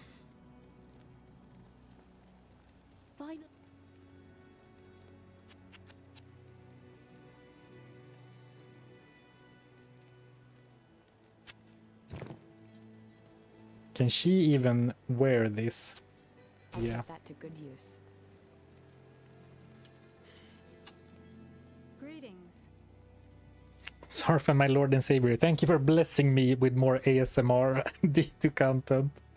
You're welcome. Streamer luck. First I had streamer luck in finding like 20 rares in Act 1. And then I had streamer luck dropping them all. Do you have like charms and stuff in your shared stash? Oh yeah, I have created some I've hero edited a few charms to act as the curses. So yeah, so for example, this one minus 25 dex. I had a hard time balancing these because, you know, how bad is minus 25 dexterity? It really depends, right? But I figured that's 5 levels worth of stats. But this might be too little. We'll see if it happens. But that is correct. All the curses are charms. Well, good time to or like a nice opportunity to spend some time buying some gear. Oh, you know what? I have never played hardcore in Reign of the Warlock before. Ah, we can finally use the stash tabs. I am so happy. I'm so happy. Ah.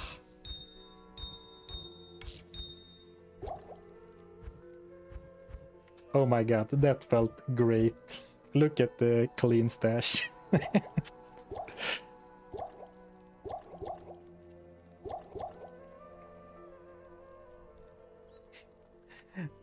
Yeah, dex won't matter unless you go shapeshifter. That's definitely one thing with the wheel. Since I don't know what character I will play when I set up the wheel, it is high variance. So if I'm a caster, dex doesn't matter. Similarly, if I am a druid, banning magic damage won't do much. And, you know, banning lightning damage will almost do nothing. Well, I could have lightning damage on the weapon, I suppose.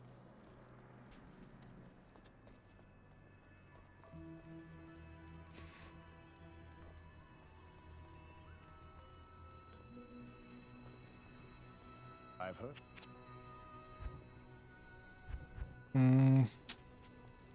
I guess we will start like we usually do, buying Magic Find gloves and boots.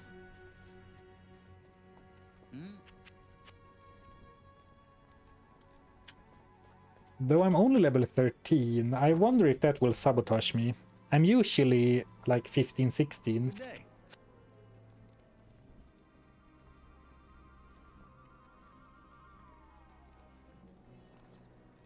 Like I said that we would repeat Andariel until I get level 14, but I would like some amount of gear, like some resemblance of gear.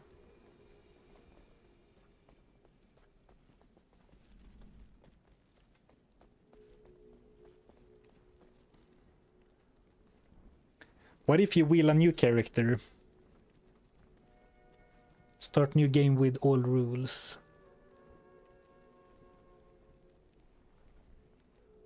Oh, you mean for the shared stash? Well, if I die, I will just empty out the stash before we go again.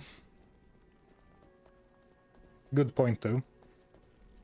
Now all you need is the 100% teleport on Struct charm that I had.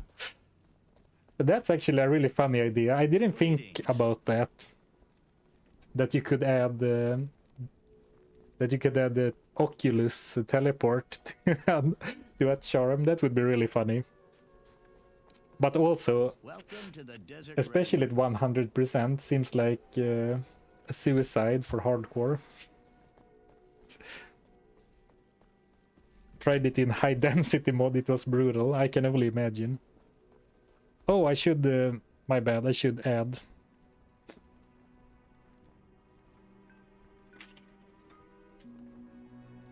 Drop all armor. Which didn't have that many, that big consequences, right?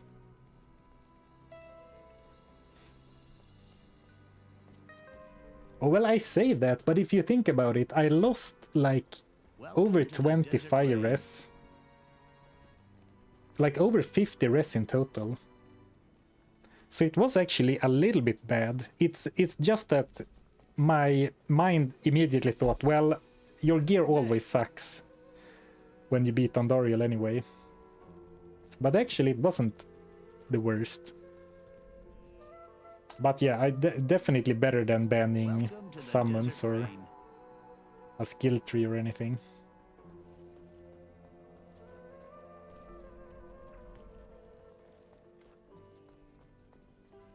Good day.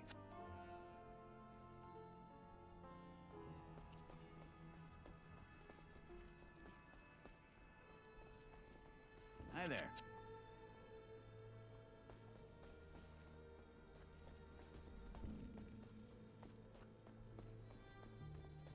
Hello. I'm only finding gold find boots.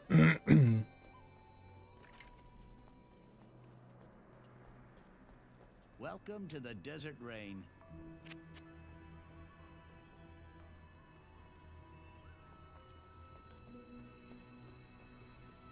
But it doesn't really matter. Well, I would argue that in Act 2... Ooh, nice gloves. Well, a little low on the fire res, but... You know, going into Act 2, having some lightning res and also fire res is actually pretty nice. Welcome to the desert rain. But yes, it would definitely have mattered a lot more in if we got it later. Good day.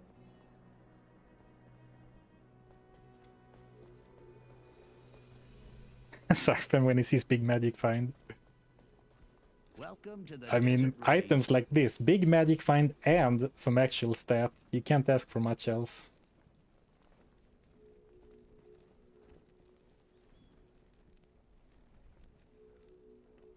I think I'm gonna be satisfied. Let's do one more.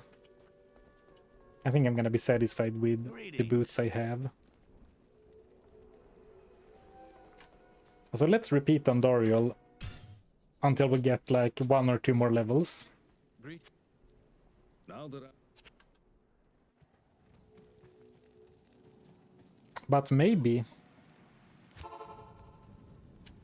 That'll drop us some rares too, right?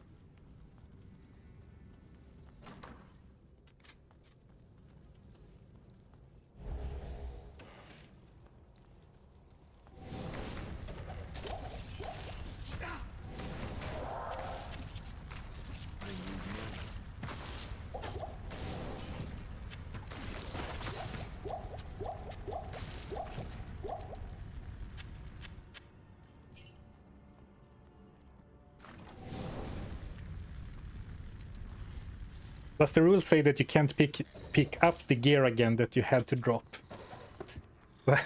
Well, it doesn't say that, but if I dropped it and then immediately picked it up, what would be the point?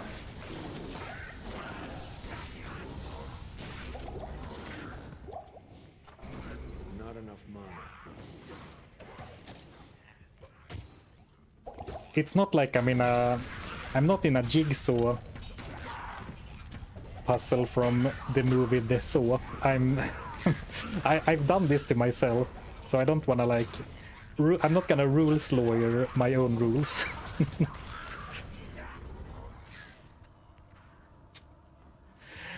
New rule: every time Surfing kills an Ekk boss, he can't magic for gear. There is actually a rule, Kano, that prevents repeat farming or repeat farming. And that would be a sad day in Sanctuary if that rules.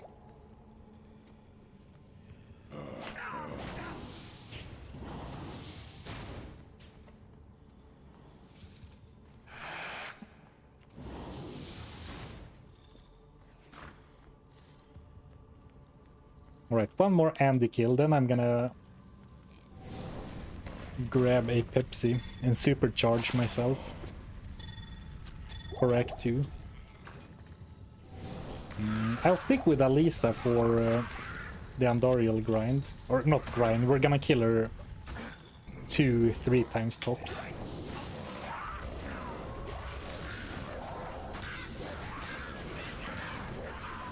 But then I think we're gonna go with Emilio, or at least a desert mercenary.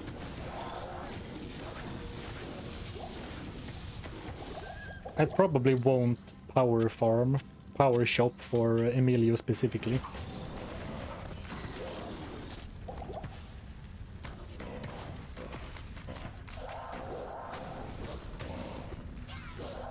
Is it truly random if you made up the rules? You could ask an AI to make up the rules as you go. Well,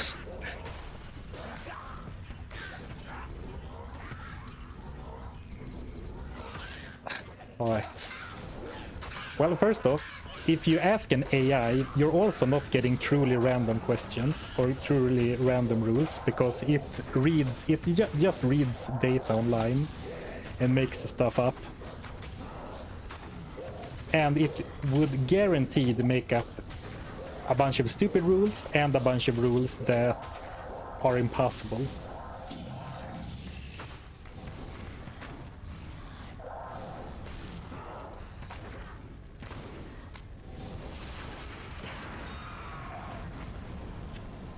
I can't carry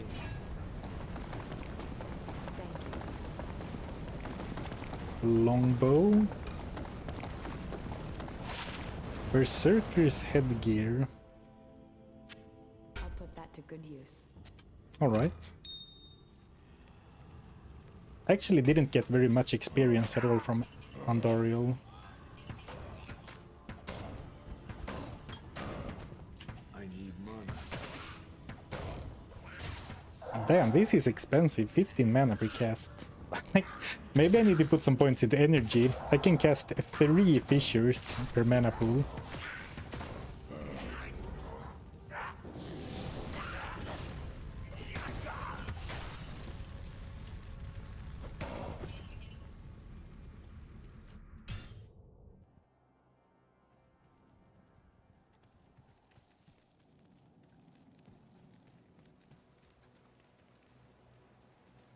Greetings.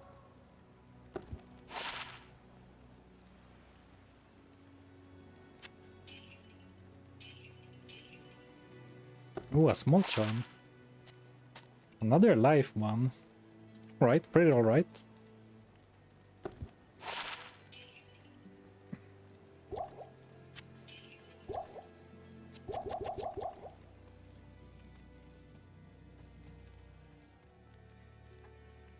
No problem. I can curate a list of items for you. Number 1, Talrasha's education. The weakest bow in the game would make for a great challenge.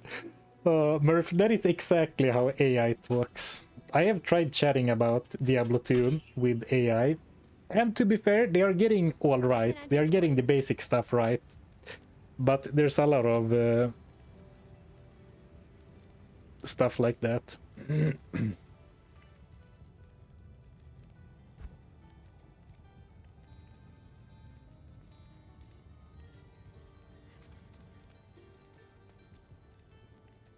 Where did our sapphire go? Oh, you're right. Or sorry, I mean our topaz. That's a good call. Could put a sapphire in the gear.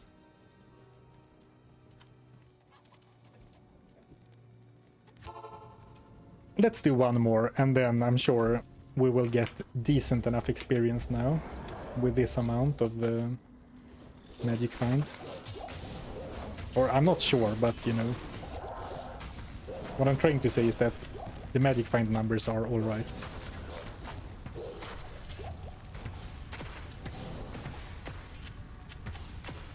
Again, a few mana doesn't hurt due to imminent respec later. Well, this time it does. Last time it didn't. But this time it absolutely matters, since we are playing hardcore.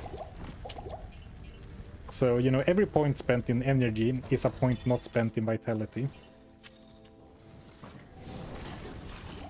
But a good way to die is also to, you know, not kill your enemies in time. Can't carry anymore. So it's definitely a good idea to have the mana to spam your spells. I am overburdened.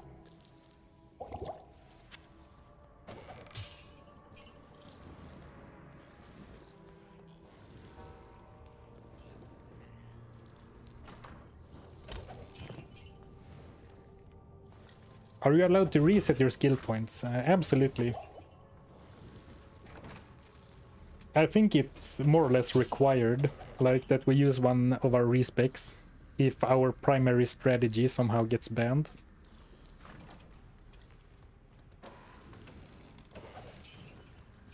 Ring of Fortune? I can't Or carry Ring of Chance, maybe. Maybe it's a bit much to hope for a Ring of Fortune.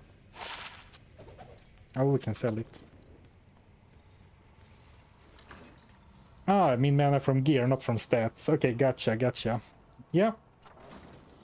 That's not too bad. Though, what gear, like, I only had the one sapphire. Where else can mana spawn? Life can spawn on, you know, a bunch of gear pieces, but can you find, like, mana on gloves, belts? I'm not sure, actually.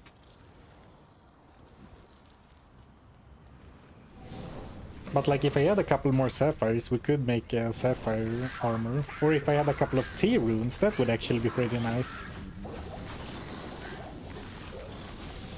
But not nice enough that I'm willing to like go farm the Countess.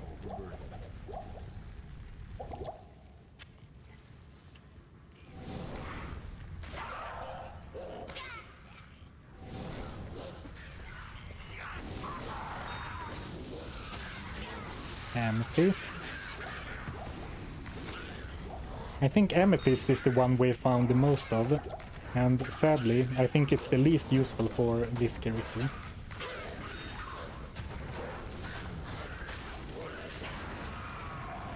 Ooh, chain gloves. Actually, it's gonna be hard to replace these.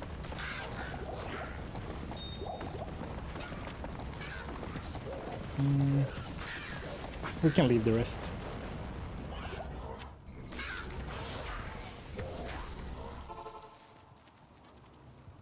You should add a new rule every Andariel kill. Fine, I will rephrase it to new rule every act again, like last time.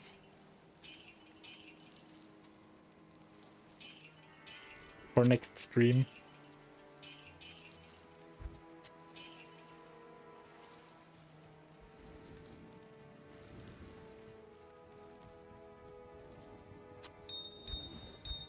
Oh, actually, we did find another one.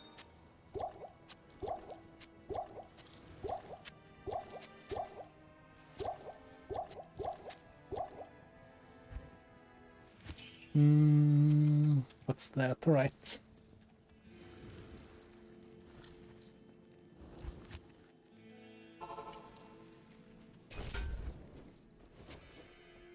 And let's see if we have a nice little merc. Oh, we do have Emilio, Prayer Emilio. Perfect. I'll put that to good use. I'll put that to good use.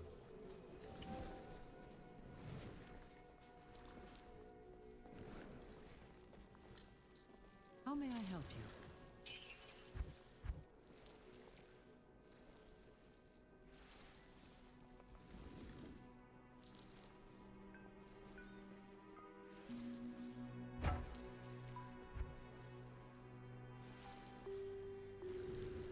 Ooh, a belt. More potion slots.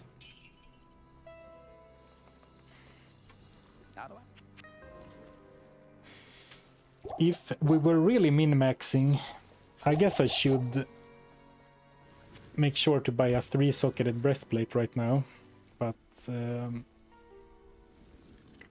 I can't be bothered.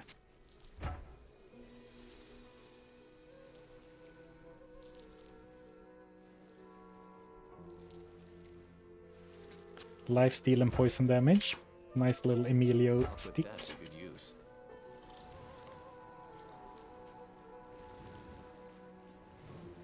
Hey Titri, thank you for the good luck. Another crazy run. We'll see how it pans out. Maybe we'll get lucky and just cruise on through as a summon and fire druid.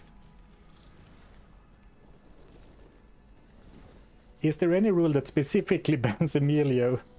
That could be something. Ban mercenaries, but another rule, ban Emilio. And not the desert mercenary, but only Emilio.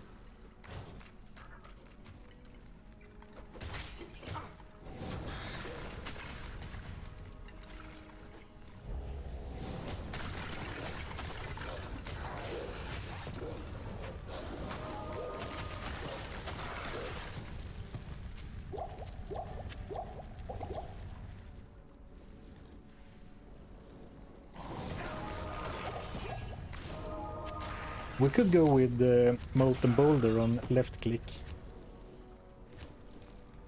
Let's... we still might hit some enemies every now and then. The damage isn't the best, but it's not awful. Okay, Emilio one-shot him, I'm gonna stop attacking.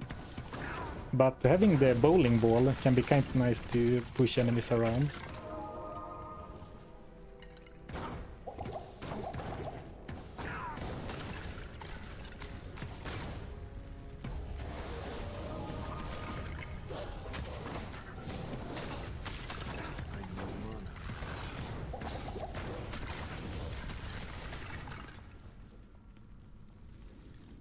Let's grab the skill point from a Radamant.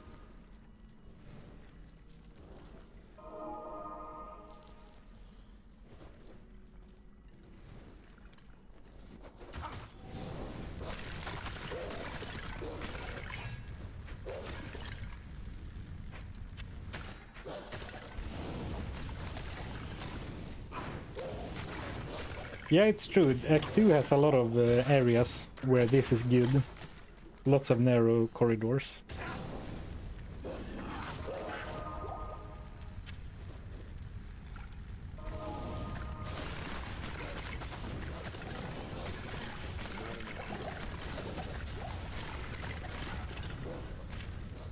Bam! Fisher OP. I guess we're speedrunning Act 2. Famous last words, perhaps?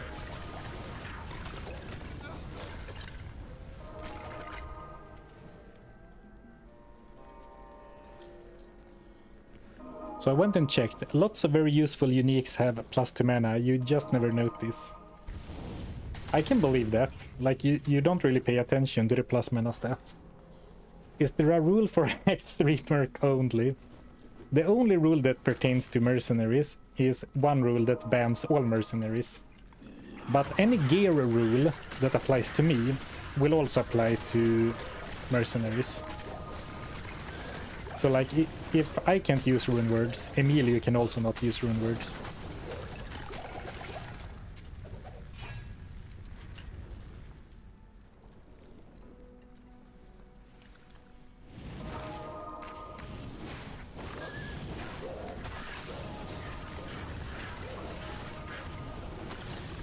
I'm feeling lucky today. I hope we find a sick item like a Tarn Helm from Mephisto or Duriel.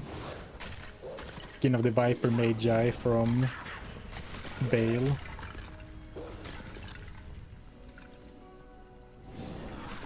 Druid Pelt with +3 Fisher, +3 Grizzly. Okay, now even I'm asking for too much.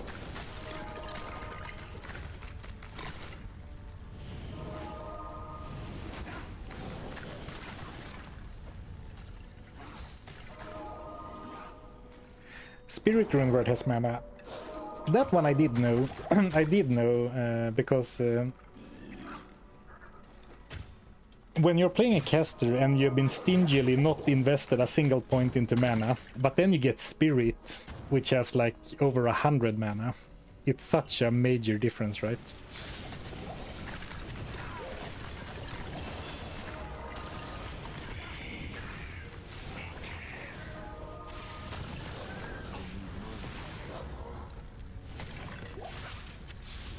Come on, Emilio.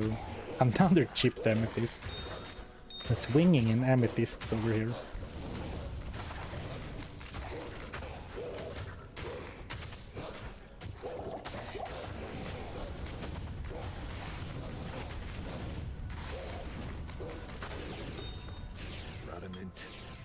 The damage per level isn't actually that significant. I mean, it's still a really good skill, so I'm not complaining, but...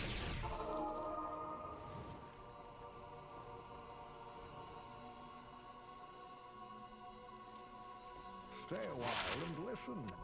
So it's not that Emilio can't use runewords, it's that the guy who hired him can't make any for him. Poor guy, he didn't sign up for this.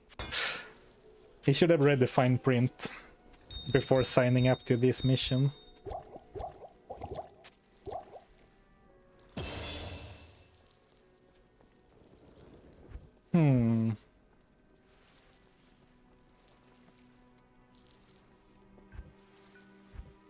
We could get 1 point into Cyclone armor.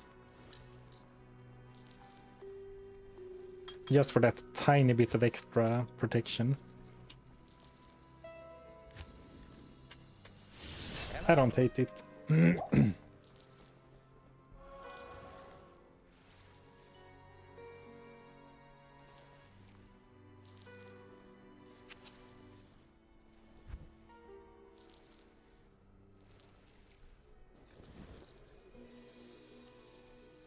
Well, I'm never gonna be able to make lore actually, but it doesn't hurt to have one. Okay, I already had one. I was gonna say it doesn't hurt to have another socketed helm just in case.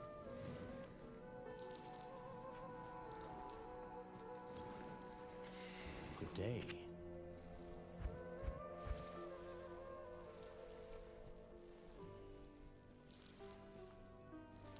$20 fire res. Alright. I keep thinking, oh, rhyme base, and then like, oh right, no rune words. Or actually, before I move out, I need to take a quick break.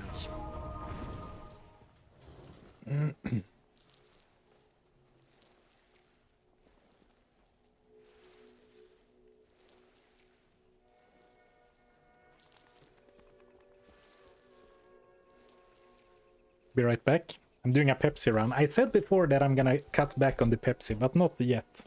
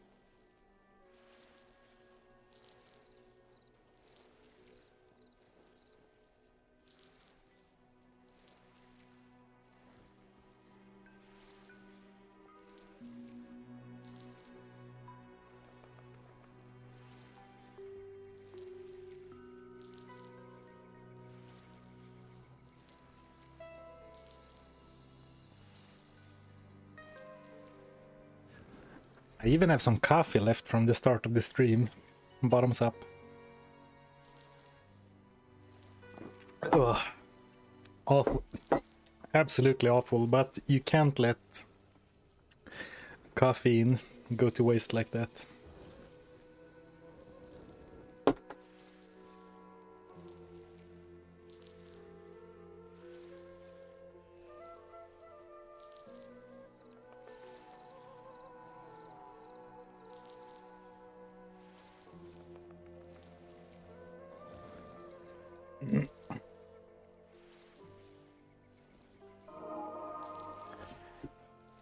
Just saw the notification. What have I missed? Act 1. You missed Act 1. Nothing too crazy yet in terms of loot or otherwise. Hello, Julian. Hello, hello. Hello. Proper start to the week with a Sarfen stream. Nice, nice.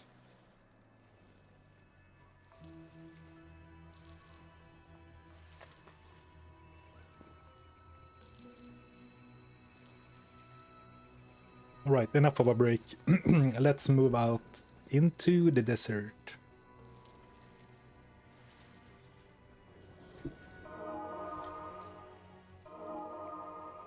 Oh, I already turned off the overlay. I remembered for once.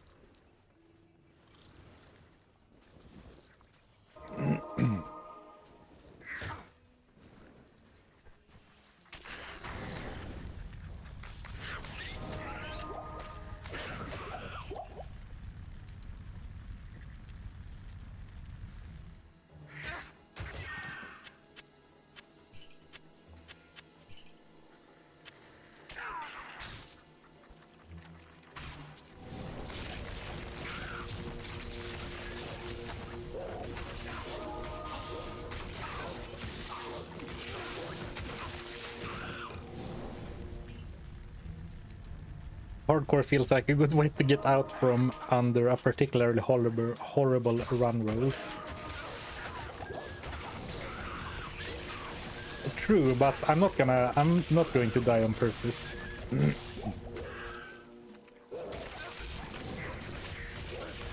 On the contrary, I will be attentive and aware of my surroundings like never before. You believe it? Or are you calling my bluff?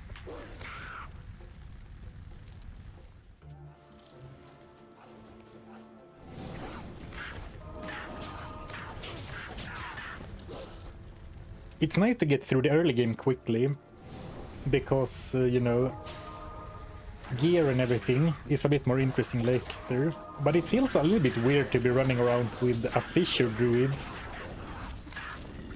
on this challenge, when last time it was pretty tough already from the start.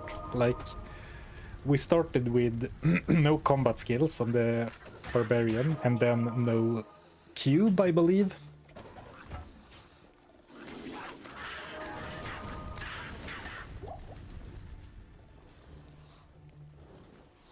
Here we go, Halls of the Dead. Let me grab a waypoint for backtracking purposes.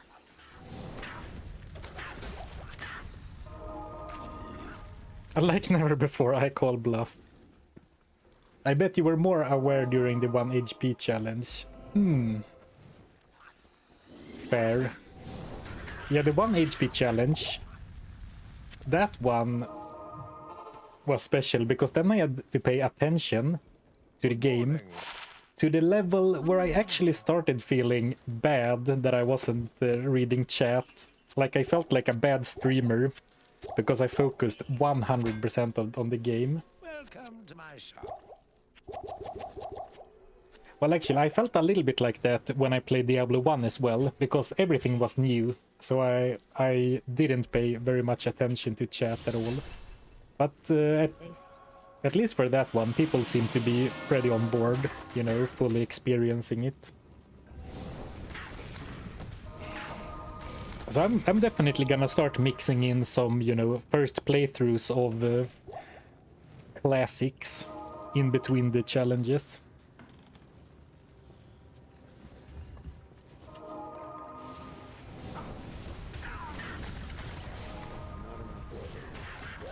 Because Diablo 1 was so great. Oh, I went to town specifically to buy town portal scrolls, but I forgot. Like, that was the main reason I went to town. Like, at the start of this tomb.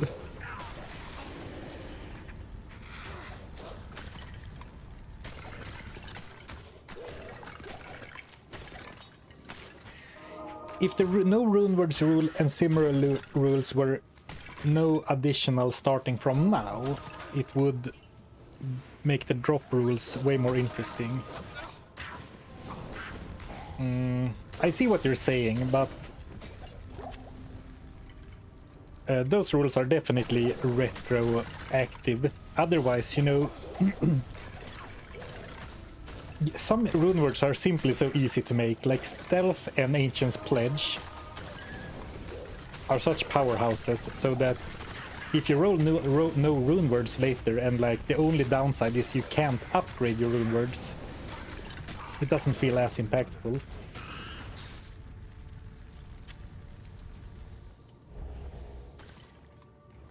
I did that last week, went to town for a specific reason, then left only to remember and go back to town again.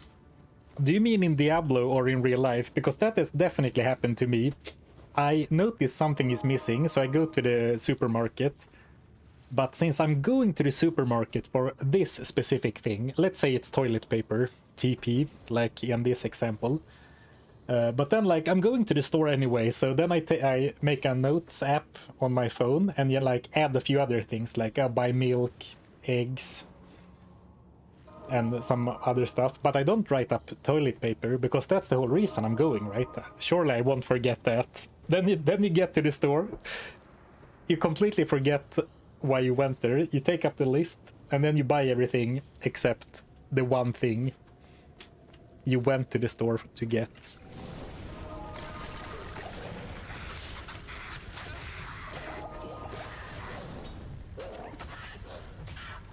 That happened just last week. Or maybe the week before. Recently, anyway.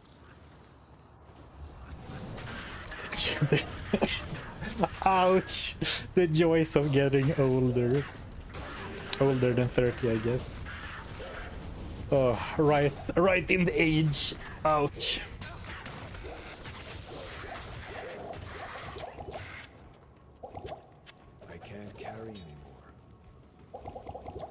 Why do I buy so many potions if I'm not gonna get hit and need them, right?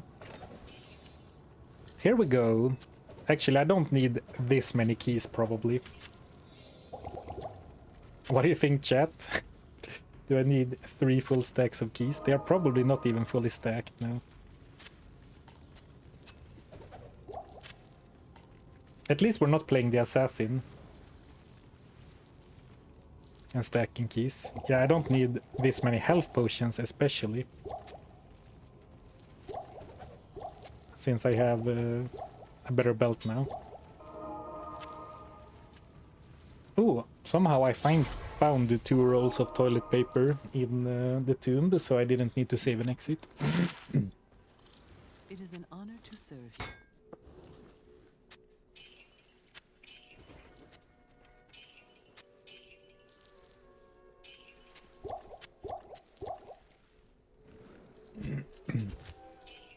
I guess we can still check every time for a 3-socketed breastplate, because I still would like one at some point. Ooh, Frost Nova belt, but I don't want less slots.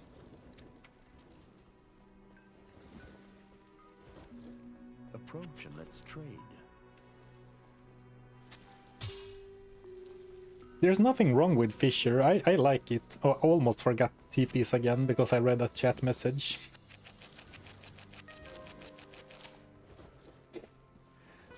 But I'm not sure why, but Fisher is basically Blizzard, but fire.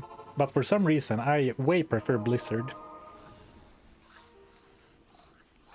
What do you mean with upgrade? Like when you have 2 runewords early and can't do runewords anymore, you have to drop your armor.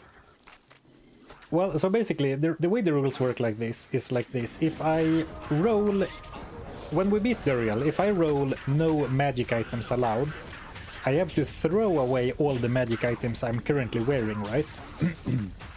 But if I understood your first message correct, I thought you meant that it would be more interesting if rules only meant for equipping new items. But maybe I misunderstood what you were saying. But in my opinion, that makes the rules not affect gameplay enough. Because you can make stealth in Act 1 if you level up a bit and farm a talent and F. And then, you know, if rules weren't retroactive, then you would know that, like, okay, I have stealth forever, which is basically a endgame worthy armor, right? Or not basically, it is an endgame worthy armor. Is it the best? No, but it's definitely good enough.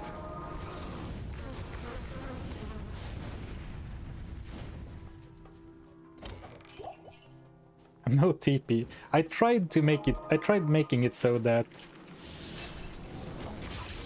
I tried to not add too many rules that were simply inconveniences, since there's so much going on anyway.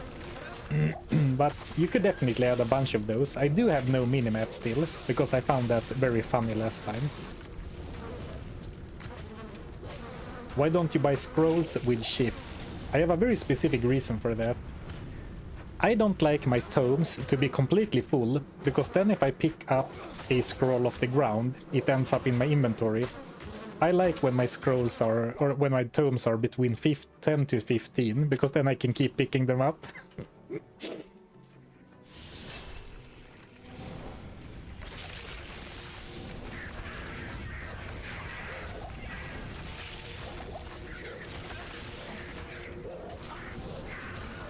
Have you seen Corbot animations? Yeah, absolutely. Not all of them, and I haven't watched them in a while, but I know what they are, and I have watched some of them. The guy or the team or whoever who's behind the channel, you can tell that they play the game. I think they are very good at capturing the essence of how you play the game, or the games.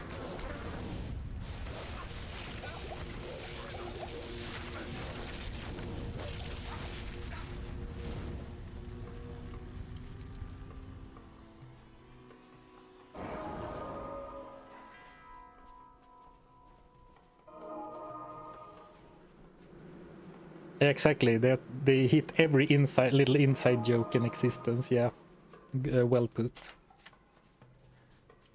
All right, let's explore fully down here before we go up to the next plateau. The true looter's mindset, gotta leave room for a little more. And last time I talked about this, a chatter made an excellent point that if you shift click fill them up, you don't need to pick them up when you find them. And that's a good point, but you know, I wanna pick it up. I wanna pick up the loot.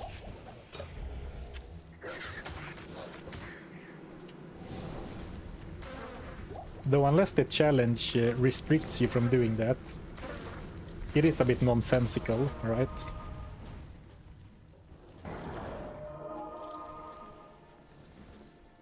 Is there anything from the other Diablo games that you wish was in Diablo 2? Ah man, I don't know.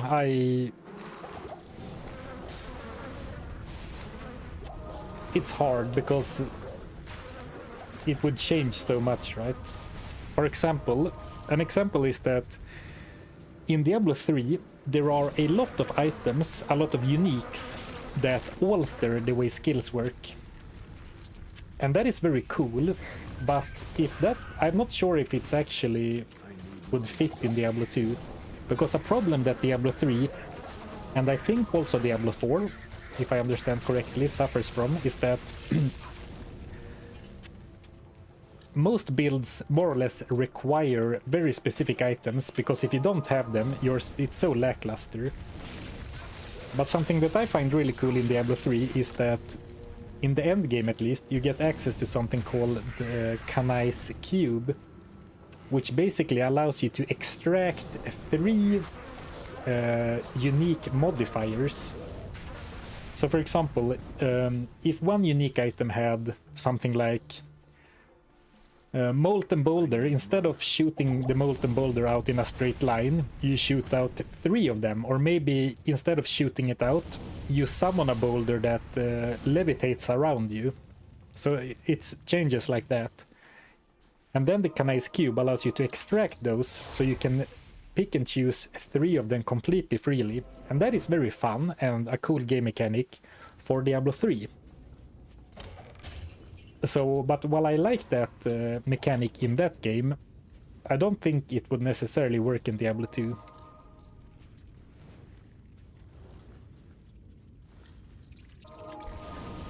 The way I play the game.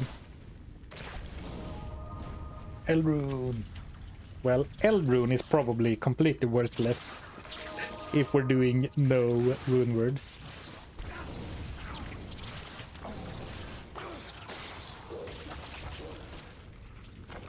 Long time watcher, first time catching you live. Love your content, have a great day. Thank you. Have a great day to you as well.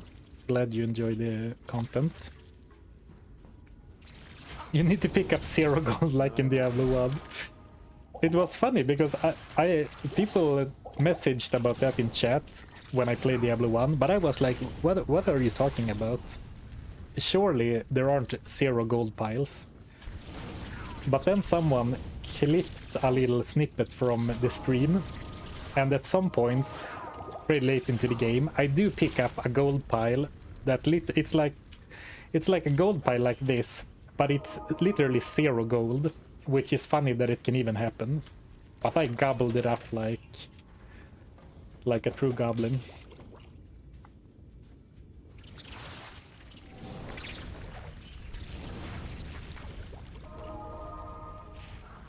Alright, how we're doing on time? I should be able to finish Act 2 on today's stream with the power of fire.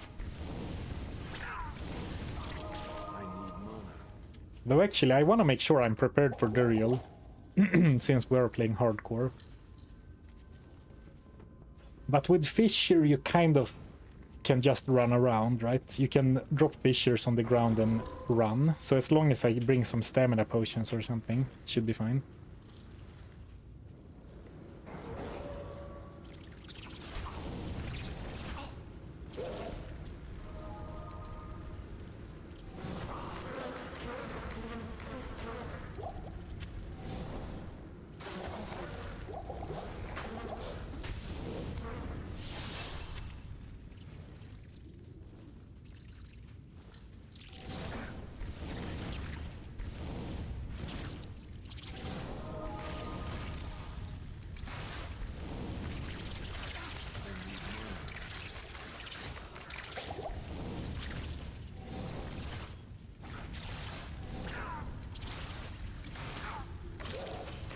We need a unique that makes hammers go in another shape, in a shape other than circles.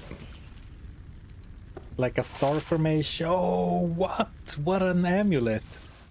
Lightning wrist and 20 magic find. Oh boy. That's what I'm talking about. I just realized that I'm not wearing any armor. I thought I had put something on. Very nice amulet. I mean, 6 light res isn't that much, but at least it is something in addition to pure greed. Ooh, antlers.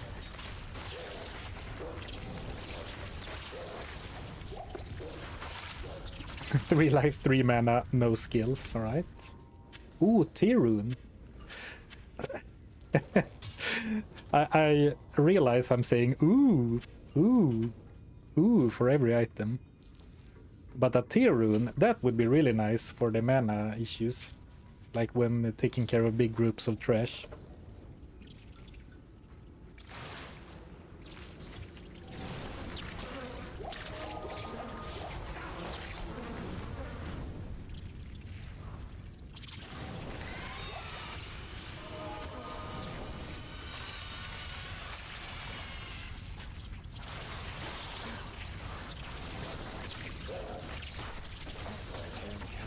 Alright, Staff of Kings.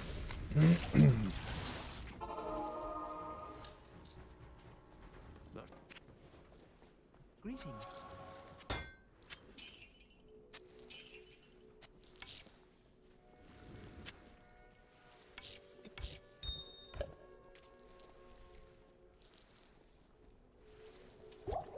Let's save all rejuves for now.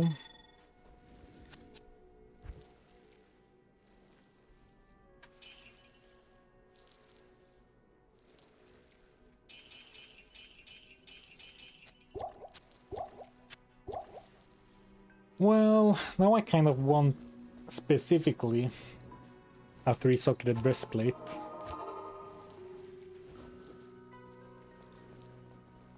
Blessings to you. The rule is no rune words. Runes are allowed as plain old socket fillers.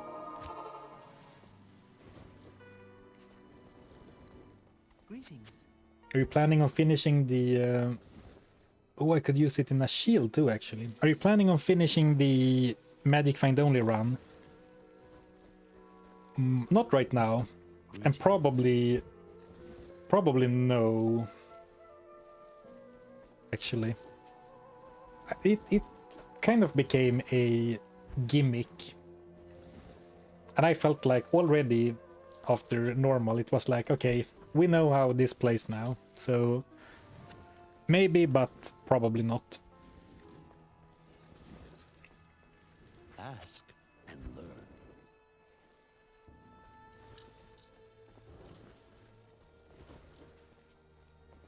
Good evening.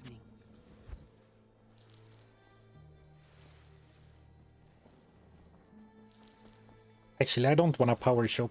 I think we'll do one more look-see. But I'm not gonna force a 3-socketed armor right now. I'm just gonna get lucky. Perfect. Just one more. Always do one more, chat.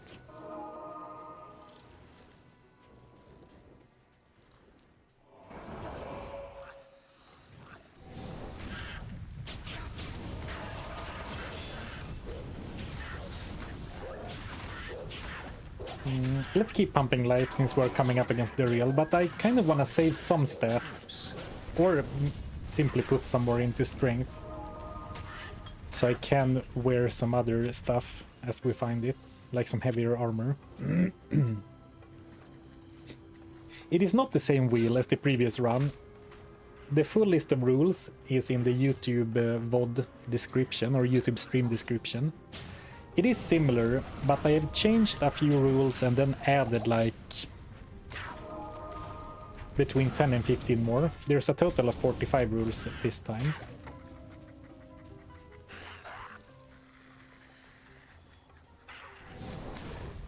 Yeah, reverse runewords are allowed, but putting F and Tal into a body armor, that doesn't really do much, does it?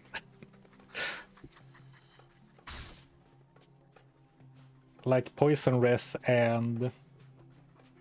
What does F rune even do in armors? I know what it does in weapons, because that's the only way I ever use it. As a rune. Like as a socket filler. Not for a rune word.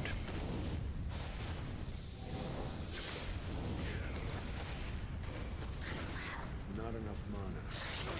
Is it mana regen or just straight up defense? No, defense is L rune or L rune.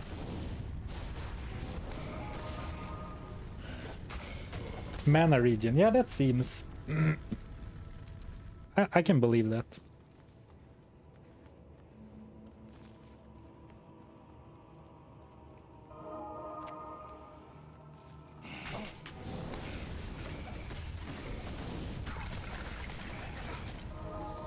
Do you get that voice line from the druid about snakes?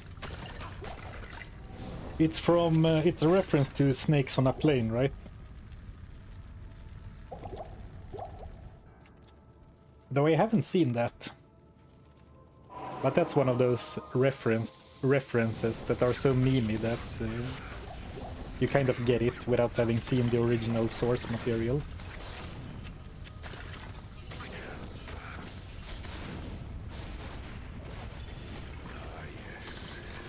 Speedrunning. Roams the world once more. Oh, it's from Indiana Jones. Is it? Alright. How may I help you? Well, those I have seen, but a very long time ago.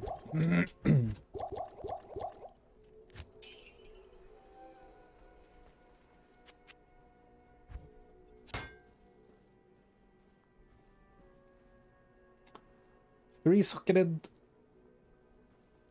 shield, huh? Well, who knows when I need to do a Rel Ort Fall for 330 always.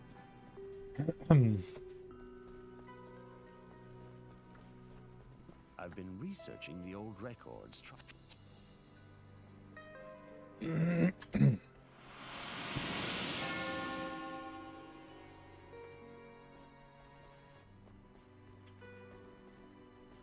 Level 17. So now no runewords is starting to play a role, because otherwise we could have had stealth by now.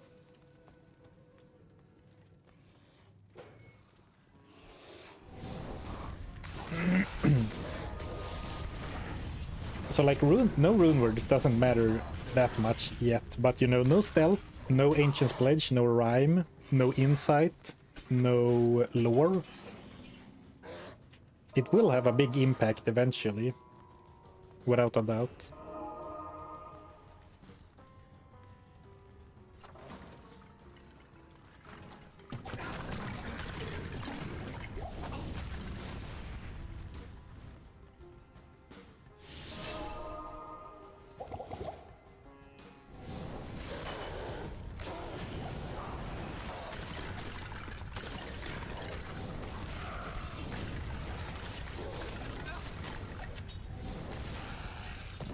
Nephrune, perfect for a bow when we eventually force a bow druid build.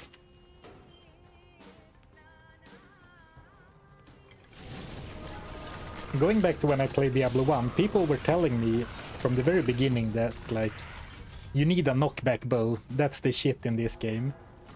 Like, look for a knockback bow. And I believe the only item I ever found with knockback was that unique sword, Griswold's Edge. I don't think we ever saw a bow with knockback. So I never got to experience it.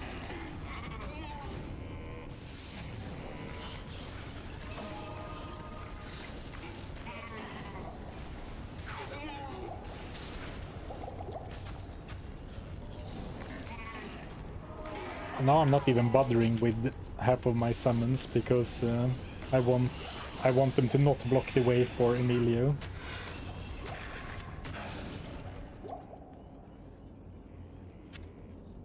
He's really staying alive well, but he does have prayer and lifesteal. So it's not really that surprising, I guess.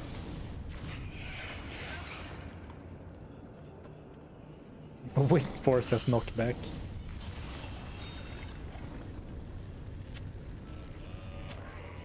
I found some pretty cool uniques in Diablo 1. But I didn't find Wind Force, but people told me it exists. True, it is Emilio.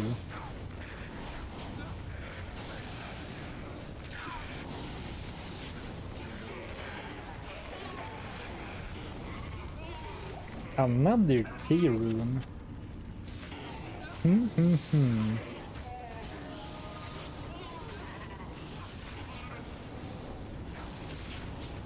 in a way, T runes in your armor is only for convenience, right? It only saves me from drinking a mana potion every now and then. So it's actually not that powerful. But I guess since I already put 1 in, I might as well put 2 in. Because if I want some actual stats, I should get a clean armor. Like if I want to put some resistance, jewels and or runes, for example, later.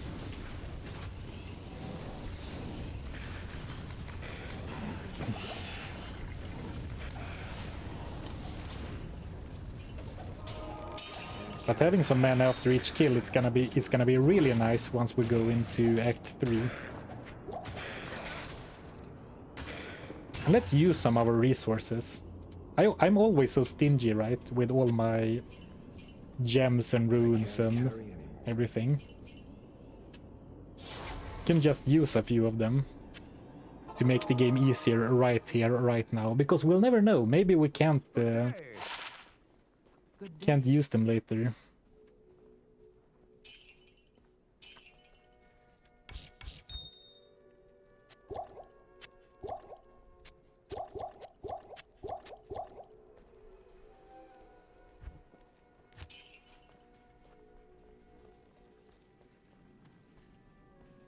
Did you swap your magic find for rune find? Lots of runes at this run. Use a limited resource? Are you insane? What if I need them later?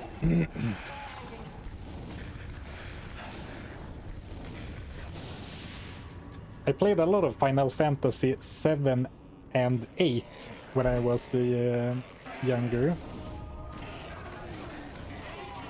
And in that game I always saved all of my tents, all of my elixirs.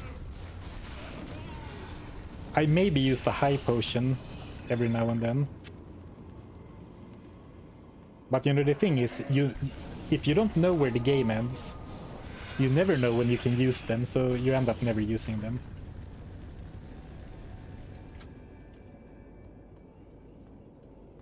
How does mana after each kill work with merc, poison damage, etc.? If it's my poison damage, I do get mana after each kill, but I'm pretty sure it doesn't work for summons,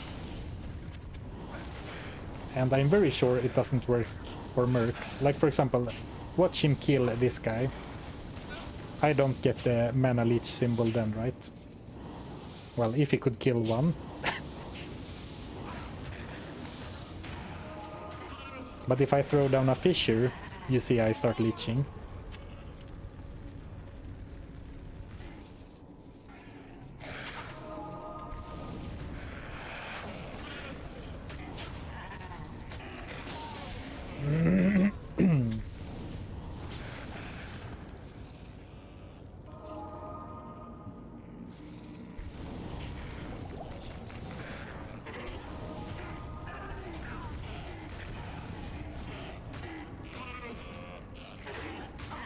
Let Emilio get in there.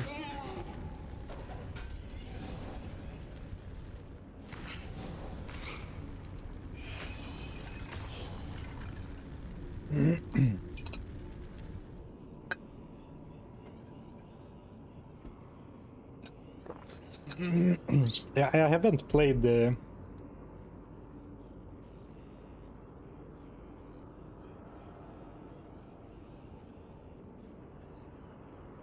I gotta go grab some water. I can feel my throat getting tired.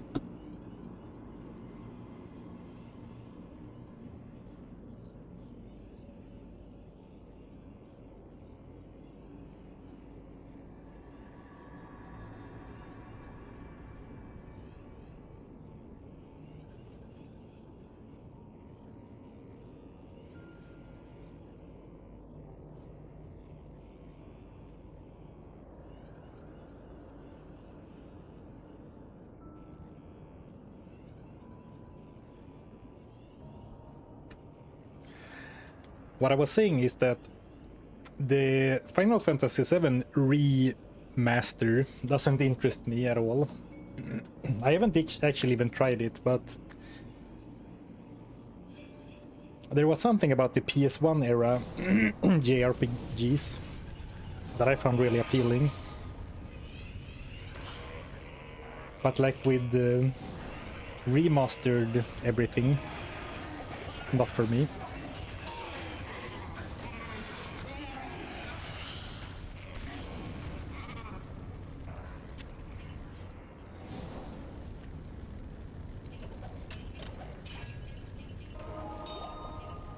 Chipped topaz. Well, now I regret filling both the helm and armor with other stuff, but it's fine. Yes? Hello. We could save another jewel. We could save all jewels this time for crafting purposes. Maybe not all, but don't need to be so stingy with space. I think how Final Fantasy VII for the PS1 is how D2 is to all of us. Yeah.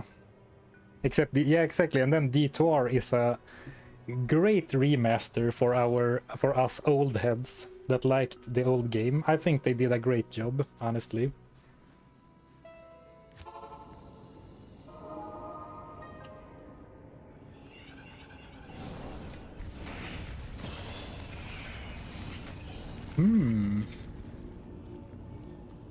Let's go 5 more strength, so I can wear a round shield, or a large shield, if I want later.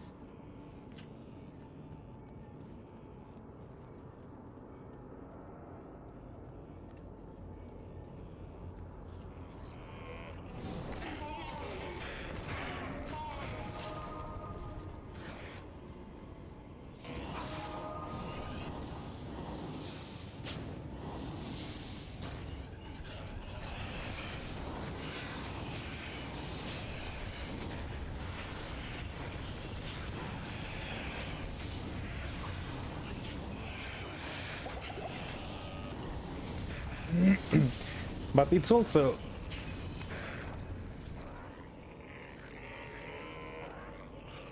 Man, I'm really losing my voice today. But for Final Fantasy VII specifically, that is a... how do you say? It is explicitly a remaster, not a remake. No, it is a remake, not a remaster, is what I'm trying to say. So... it's bound to not be as faithful to the original, right? Same with Resident Evil 2. I used to love Resident Evil 2 for like the PS1. But for some reason the remake didn't appeal to me in the same way. Maybe part of it is that it was too freaking scary. I don't handle scary games well. It was fine in the PS1 era when you can barely tell what was going on. But with modern graphics, it's a bit too much for me.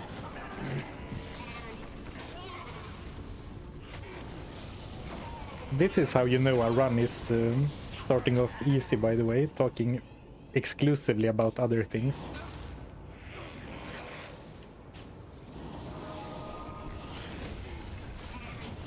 So we'll try to get to Andariel quickly and get some worse rolls.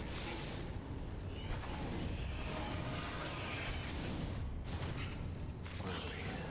Now I can leave this twisted nightmare.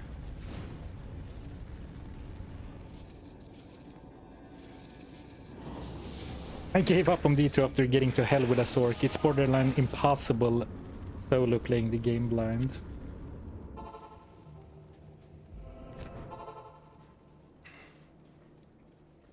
I have a small gripe, because I feel good day. the sorceress is super powerful, but when I see the sorceress recommended to people that have never played the game before, I think they're doing them a disservice.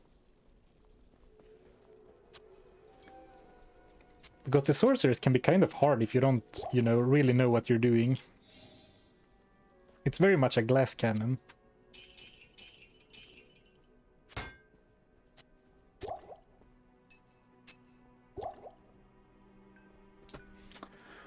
Okay, what are we doing? We could actually do something fun. We could roll one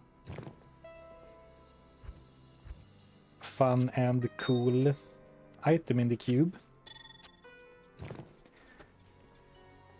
Do my favorite cube recipe of all time. Need to find a cheap staff though. This one will do. A staff, a diamond, a Cursed dagger specifically, and a belt. And it's funny because since they changed it so that Cursed daggers are sold by Drognan instead of Farah, you can no or the like Akara, etc. The magic vendors, you can no longer buy Cursed daggers in Act 2. So this one we found randomly, but you can't buy a Cursed dagger in Act 2 anymore. So this recipe is no longer available until Act 3 normal. Level 25. That's a bit much. Imagine if it was lifesteal instead of mana steal though.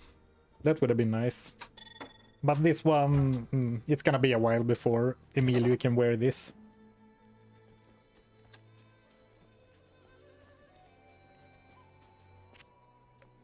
But we don't need to sell it, we can keep it here for now.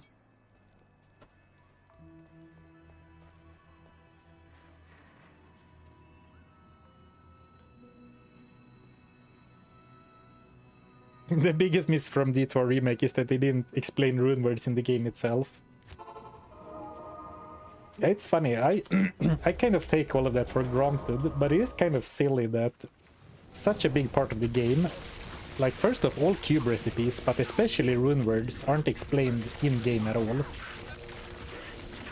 So I was talking to someone who, you know, likes Diablo 2 and plays it, but, you know, haven't been really grinding. And they were like, well, I can't really get my head around runewords, it's so confusing to me. Because I guess they didn't play with a spreadsheet open on the second monitor, and that's kind of funny that that part of the game can feel completely unavailable to you if you don't actually go and look it up. Meanwhile, it is some of the best items in the entire game.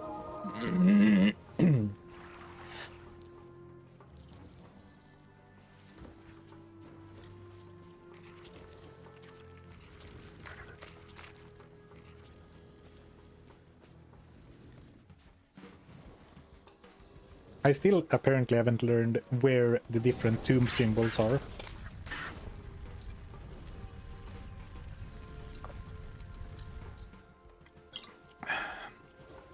We don't have to sell it, we can keep it for now. May as well be the channel slogan. I have no comeback. You got me right in the... Like, you got me where it hurts the most, the truth.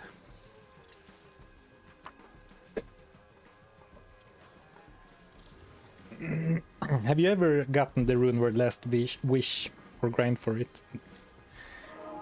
Except for Enigma, which I grinded for in a video a year or a couple of years ago, I don't even remember. I made very few high-level runewords. Critical soul read. Seeing right through me. To be fair, I don't think I'm hiding that part of me very well.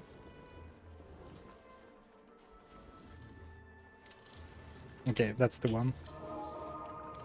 Felt greedy, might sell later. Yeah, exactly.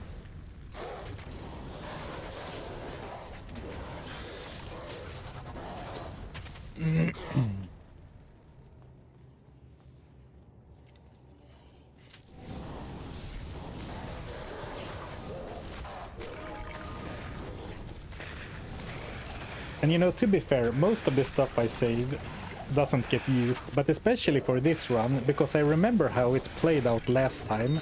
It was so nice that I had a bunch of random backups in my stash, right? Once a gear rarity gets banned. But of course, there's no guarantee that it will happen.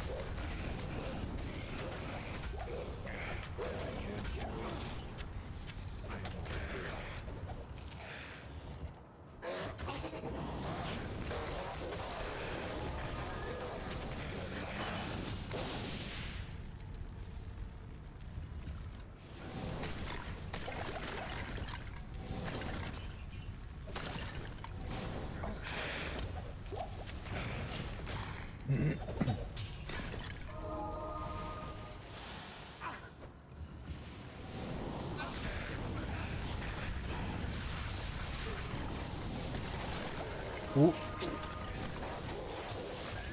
Now, runewords are very interesting. I think one problem is that it's so easy to get low level runes in normal and then mid level runes in nightmare from the countess. So you can basically guarantee some of the runewords. And since runewords are so strong, they become the default for a lot of characters. And you know, sure, you can, if you don't like spirit, just don't make it. But it's kind of hard to not to, right? If you can.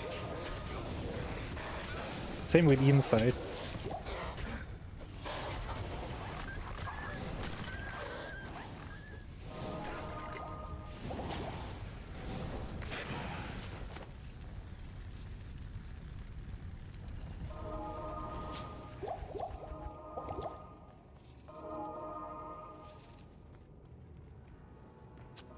Thanks.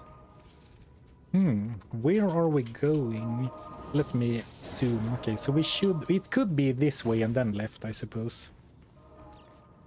I'm actually feeling that more than this, but since we're here, we might as well check this area.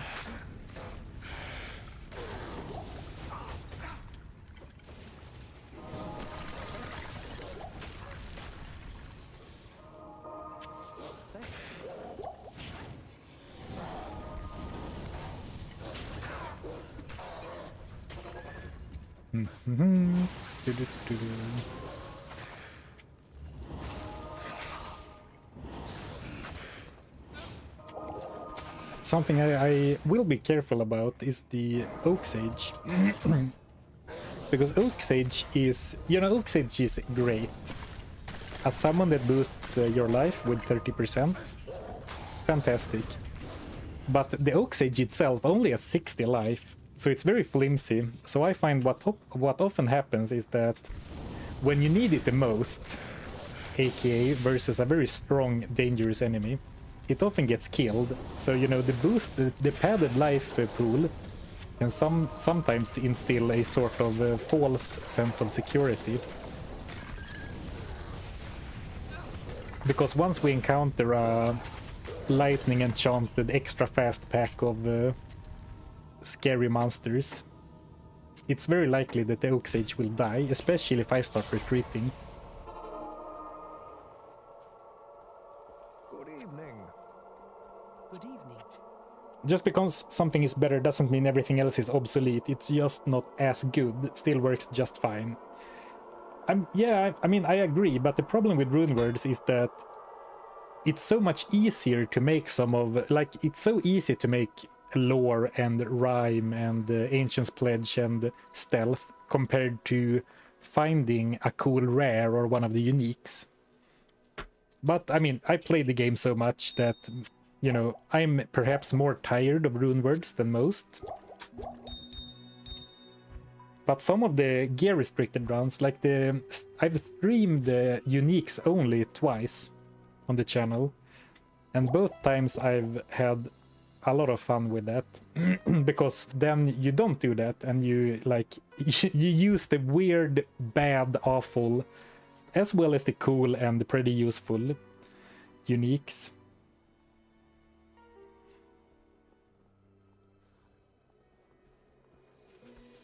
But it's not like I believe that runewords should not exist or anything, like I sometimes see people claim online.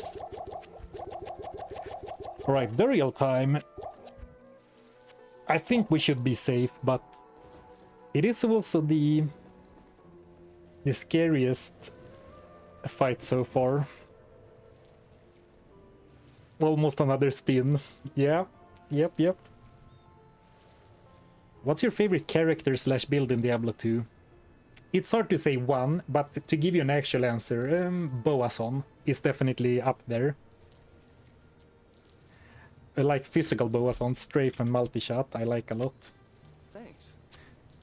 Any chance to get a 5-hour director's cut version of the No Town challenge? Yes, actually. It's gonna take a while since it was like 10 or 11 streams, but that one is becoming a supercut at some point. Alright, let's do this. A softcore Sarfen opens a safety portal.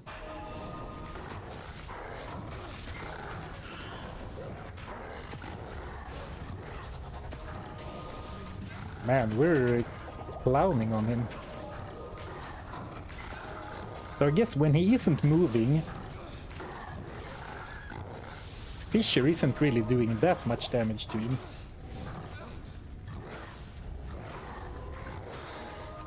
Oh, I didn't bring any extra health potions.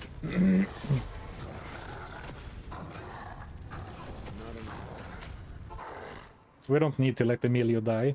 We can go to town one more time. Hello. Oh, wait, you can give throwing potions to mercenaries all these years and I never knew. Yeah. You can give all potions to mercenaries. Actually, I want to test something. Can you give stamina potions to mercenaries? I can't use that. He can't use that. Okay, so not every potion, but antidotes and throwing potions. And I guess not mana potions either. I can't use that. But healing potions, rejuves, antidotes, and throwing.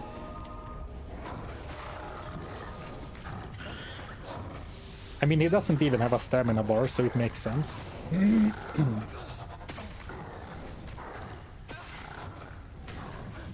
Imagine how annoying it would be if your mercenary started lagging behind because he didn't have stamina.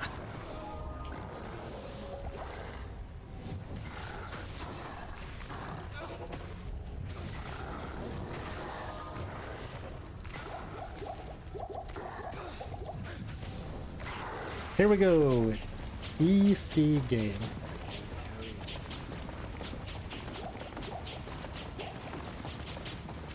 Well, I never expected this fight to be difficult, but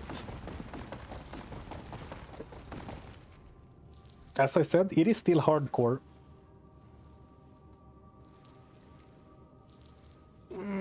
All right. I believe it's time to spin the wheel.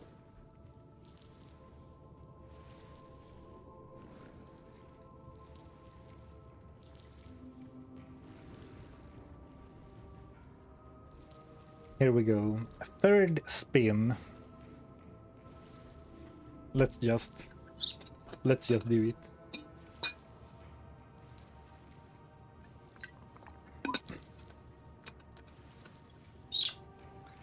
Actually, getting the free reroll would suck because it would be gone so early.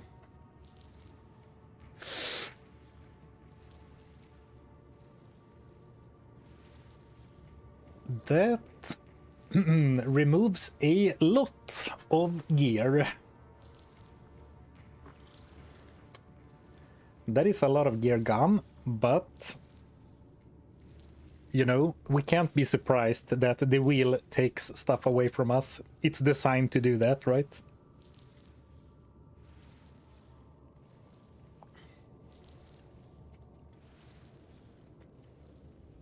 And this time I specifically made it no magic gear. So this doesn't ban charms. I made the charms their own thing this time. Alright, let's see. Well, Emilio is safe because he has Berserker's headgear, rare body armor, and gemmed scythe. No, my gloves. Ah, maximum pain, and no! Not my amulet. 40 magic find down the drain, just like that. Oh man, this is almost all of my gear. Okay, I didn't fully... Oh man, that sucks. In my mind, I had a bunch of rares too, but that was in Act 1. And then, after Act 1, we had to drop all our armor, so we dropped a bunch of rares. And now I had almost exclusively magic gear, including Magic Find gloves, Magic Find amulet, Magic Find boots. Oh, I'm so sad. What is our Magic Find right now? Like 8? 9? Oh, sad. A sad day in Goblin-topia, in Goblin Town.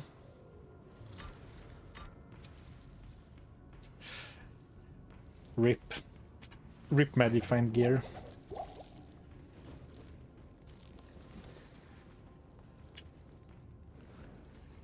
And I guess in a weird way, it's gonna be very hard to replace, especially the jewelry, but also the other stuff. Like how it's not very useful to get a white item. I guess a white belt would suffice for potion slots, but then, you know, we're banking on rares or better.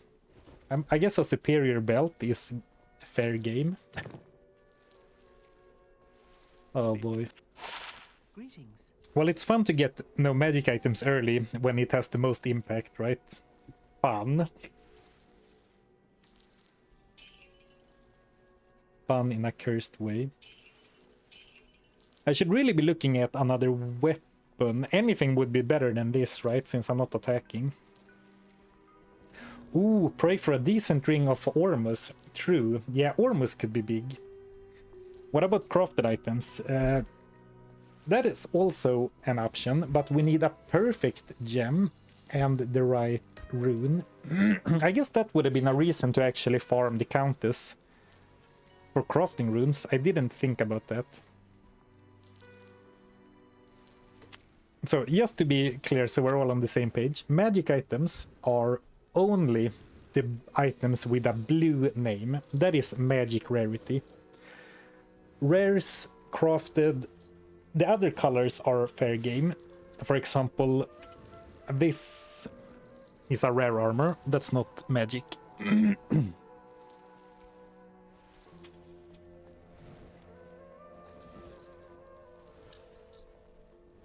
time to try gambling. Yeah.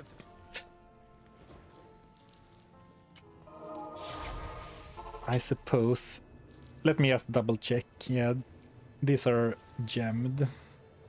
And these are charms.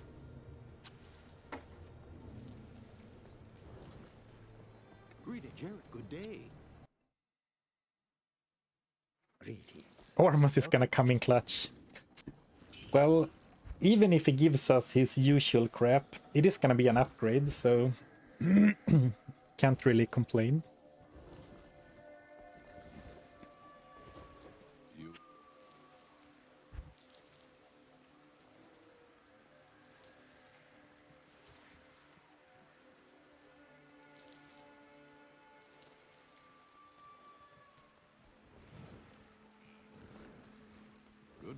Could buy a sacred shield. But what would I put into it? I don't want to use my only rare rune.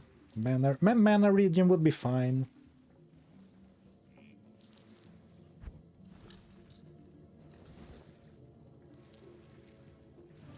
Hi. Diamonds, true. At least you're not playing a barb, true. In that sense, I mean, skill-wise, we haven't gotten hit with any skill bans yet, so in that sense we are still strong. Sorry, you can remove magic items from a loot filter now. Oh no. Technically true, but I want to pick up and sell stuff to gamble for rares. And maybe later for crafting. I mean, even if Ormus gives us a ring with 1 strength, poison length reduction, and light radius, it's still gonna be an objective upgrade. So I guess I'm gonna be happy with Ormus regardless at this time. Oh, nice. White chain boots, my favorite.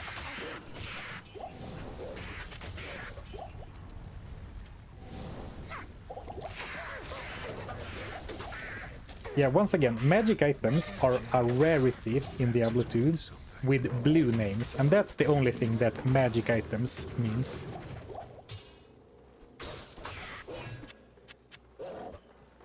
It's not any item with a magic property.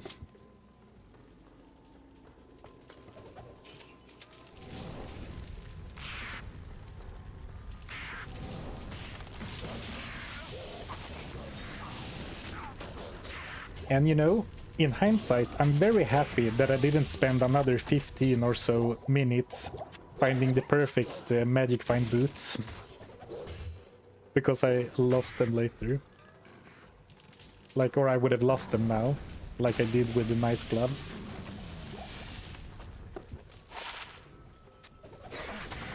Actually, that sells for maybe 1,000, 2,000 gold.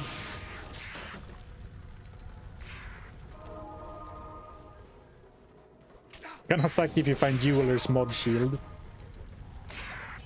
Yeah, that will be rough. Though, if it's only Jewelers, it's not that much better than a socketed one, but...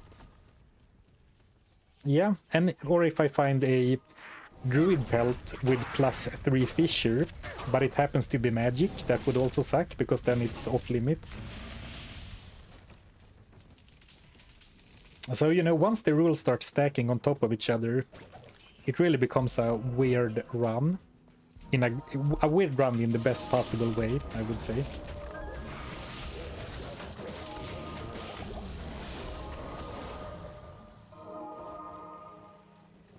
Ooh, is it time for Char's Imbue? Oh, yeah, definitely. Good call. And I was gonna save the Imbue for a helm, a Druid Pelt. But right now, I would like some boots. And since we found our pair of chain boots randomly, let's use those. Keep moving. Alright, never mind. Actually, we just found the waypoint in Act 3. There's a weird bug that sometimes the button disappears from the imbue window, and the only way to get it back is to save an exit, as far as I know. Oh, here we go! Magic Find is back! Thank you, Orange Jesus. Dual rest too. No move speed, but very solid imbue.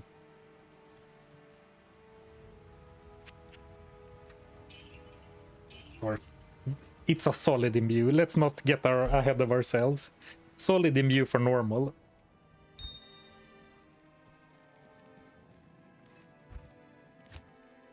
Orange Jesus took pity on us, losing all that magic find.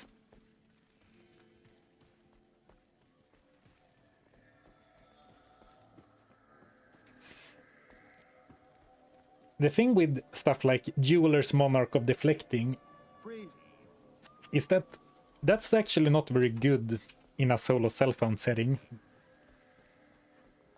Right? Because A, it requires the strength investment of 156, and like, sure, if you put 4 perfect diamonds into it, it's gonna be big res, but it's not like you have facets to put into it.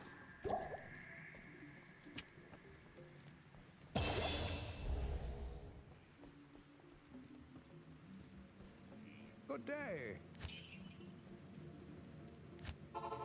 Correct, no blue items. I don't think the spider cavern can be like here, so we're gonna keep moving forward.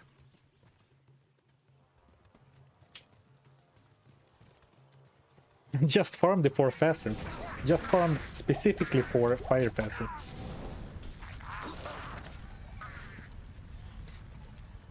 Yeah, next deck, no rare items allowed. And this is how the spiral begins. One after another, we lose. RNG slowly peels away layers at us until we're left with the bare bones, or potentially even nothing.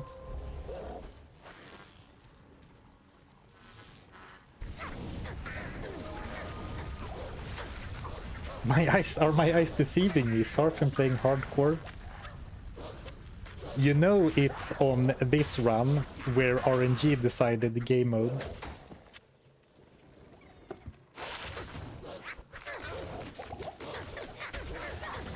It was magic anyway, so maybe I shouldn't even identify blue pelts, because that can only give me pain if I get +2 skills. A good +2 skill roll on a blue one.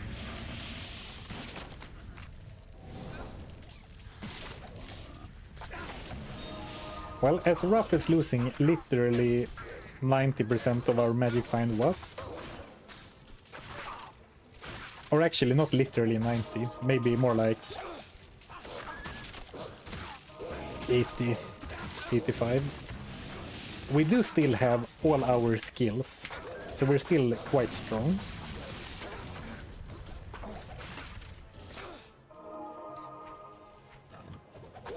Try to keep a positive attitude. I can't carry anymore.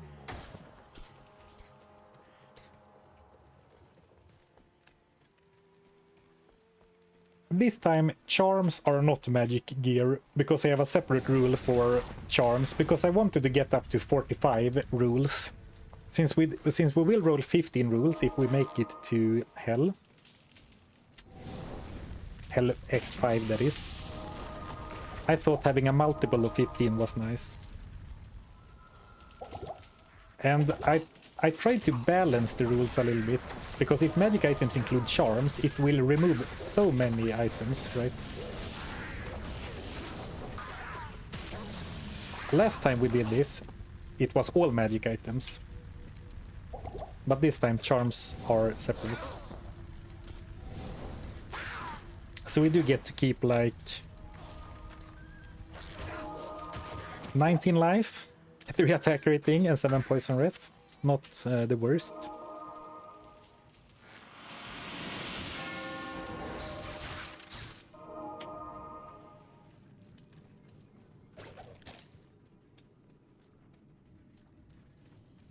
I'm hooked on spinning the wheel, so we're playing as fast as we're running towards the objective. And also I feel pretty safe with the 340 life, players 1. Though Sasark can definitely kill you if you're overconfident. I am overburdened. And like if you've seen my last video where I played the Warlock, basic attack only Warlock, I got freaking one shot from over 1000 life in hell by an enemy.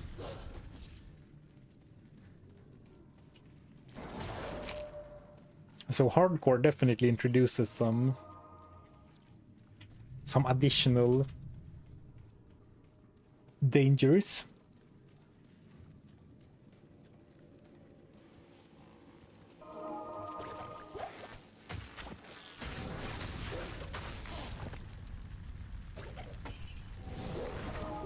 Getting drop all armor in Act 2 is a freebie. It is, in the grand scheme of things. But I did lose a dual resist helm and a tri-res armor.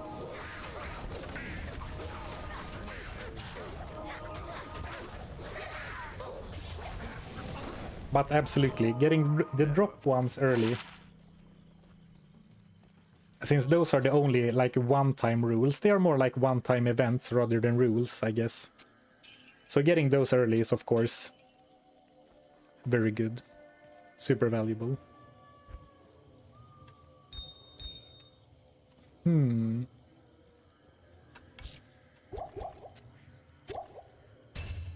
know what? I'm gonna do something. I was gonna upgrade a Magic Find gem in the gem shrine. But since we're lacking so much gear, let's try and get a perfect amethyst as soon as we can, so we can craft one caster item. Just to fill out the gear slots. And that, I mean, that could be pretty good. A caster craft.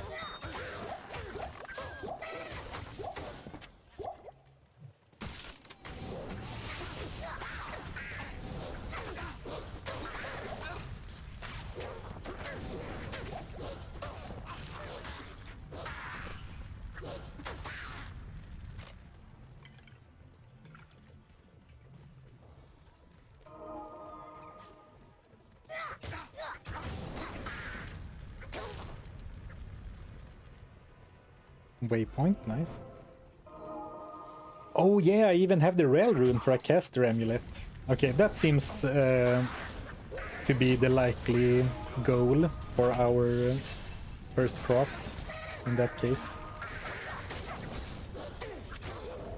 Caster belts are also nice, but I mean, just a white belt gives the benefit of potion slots.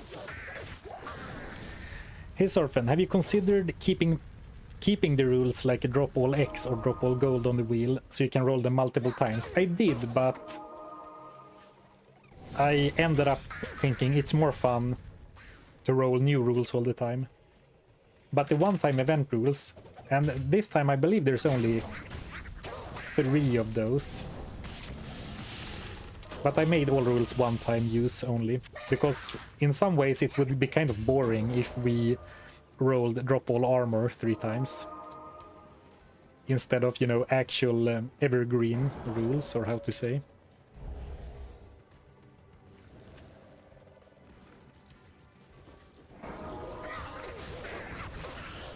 I've seen so many people say, hey, I just bought this game because of you, with some random newbie question. You must be a Blizzard employee. Well, I think Blizzard should make me an affiliate or something. I don't know. It's fun to read those messages, though. People getting back into the game because of me. But I never know if I should be like happy or feel sorry pulling people back into this addictive experience. Thank you, T-Boss Hanav, for the super chat.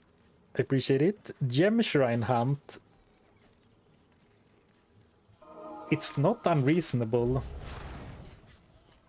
But I think we can wait for one naturally. Because the way crafted items work, they get like, based on the affixes that roll. Well, now I don't have a magic item, but like based on the affixes that roll on an item, you get a level requirement. But then for crafted items specifically, for every random affix in addition to the fixed stats, it has its level requirement increased by, I forget how many levels per affix.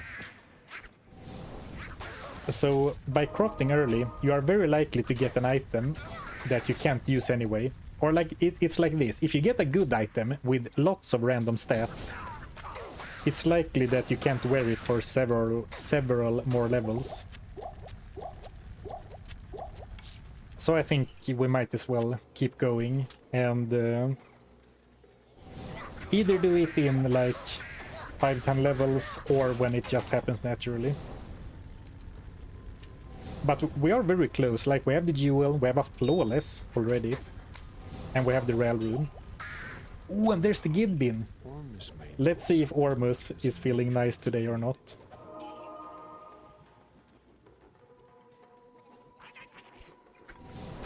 Also, your level affects the roll, so you want to be higher.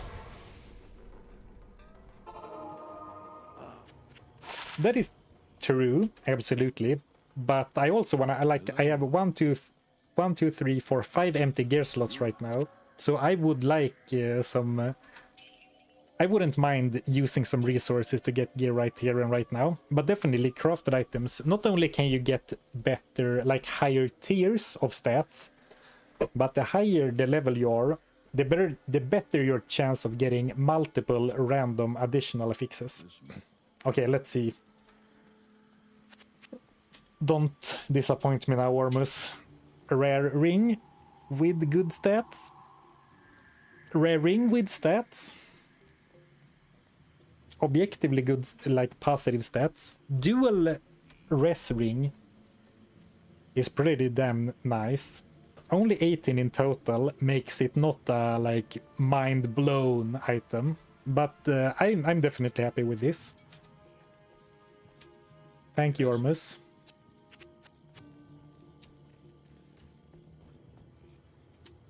Good to see you.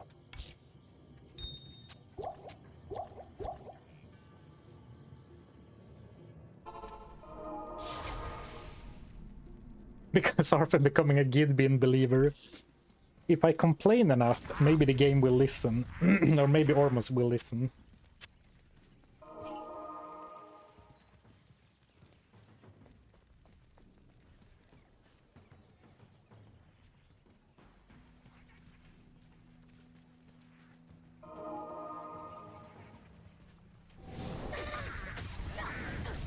But just to be clear, single resistances, like high single resistances, become available pretty early on rings.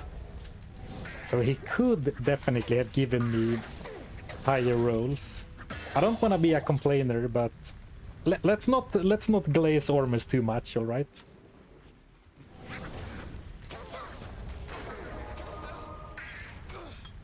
Oh, I had even an unused skill point.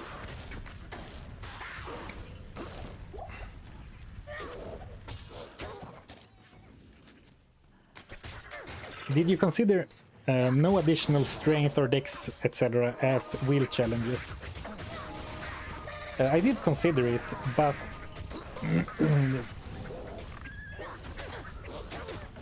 with how much gear we're likely to lose, I think locking yourself out of the stats to be able to wear a cool unique later would create feel bad moments, and it would incentivize me to like get 70 strength early. So I don't think it would play out super fun, but I did consider it.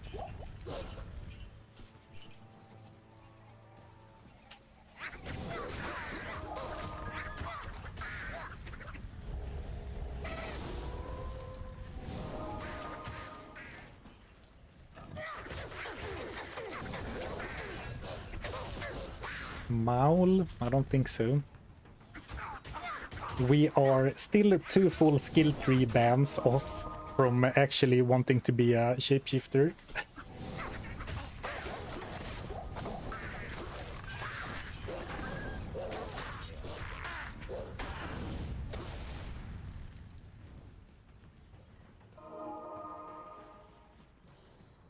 Love your content. Thank you. Thank you, big nutted squid. I appreciate it. Glad to hear you're enjoying it.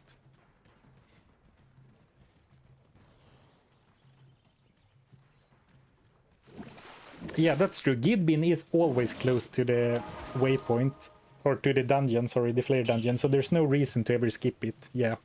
There's no reason to ever, like, not bother checking the Ormus ring, because you need to go to the dungeon anyway. Absolutely.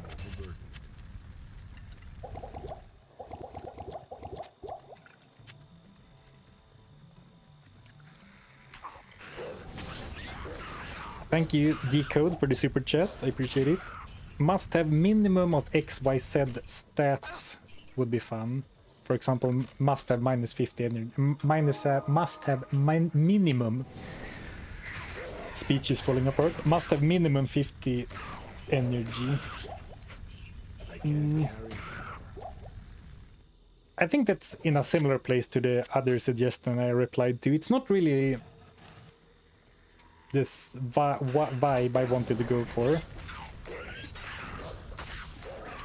Especially if you roll it and don't have the stats, then you need to like either respec or start pumping stats into it. Or actually, I think I can summarize it well here. I have been mostly focusing on taking stuff away and then debuffing myself with the curses. So I try to keep, you know, keep all the rules in a similar category. So not necessarily that other rules would be bad, but like the way I envision this challenge is that the wheel slowly takes away our options until we are left with very little at the end. But I guess you could make a huge wheel with a bunch of challenges like that. Like stat...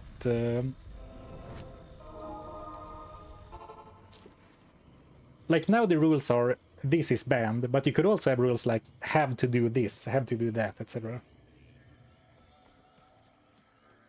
2 acts later, damn, if I only had picked up that rare maul in Act 3, I'm willing to risk it. But it's not too unlikely. Ooh, nice. 24 fire res on a charm. Not bad at all.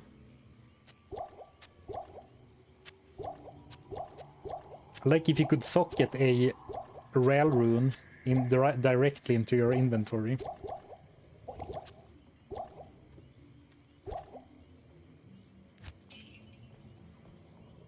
Endgame streamer gear. I still can't believe that I found that shimmering Grand Charm in Act 2 on another run. If it hadn't happened on stream, I'm not sure if I would have believed it myself even. Like plus 12 or 13 to all resistances or whatever the roll was. Ooh, Gem Shrine! Lucky streamer. Too lazy to farm for a Gem Shrine, run into one like right after.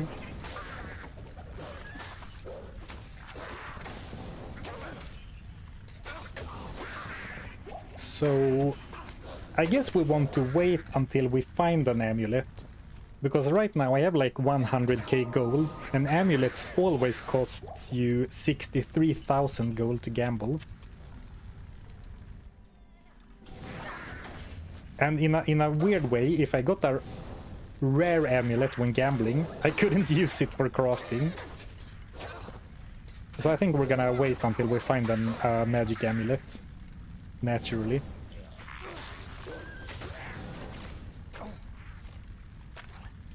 Equip the shield from the stash. True, I have it there. I could, but it's not gonna make a huge difference.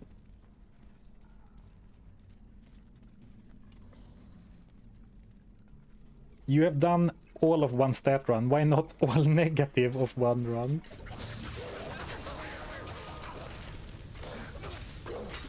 Or all negative of one stat. I'm actually unsure if stats can go negative or if they cap out at 1 or 0. That's an interesting thought. I actually have no idea if the game handles negative stats.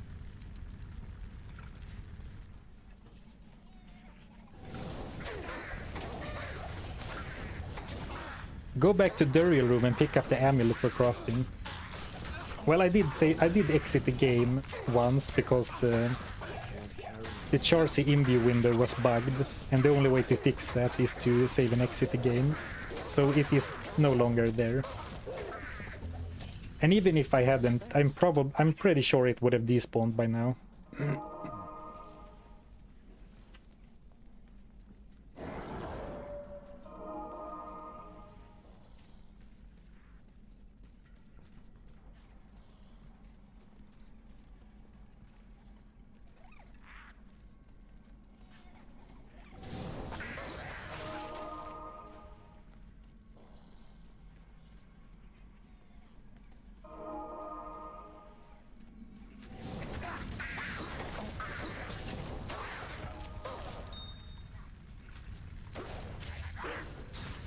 Bone shield, nah.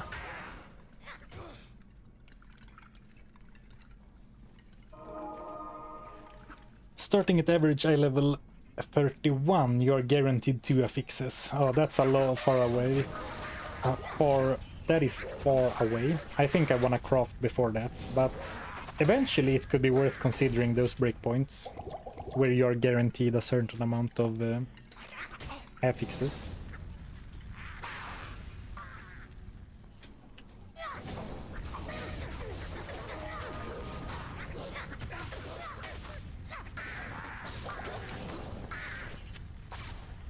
Fire immune, Witch Doctor. Go Emilio.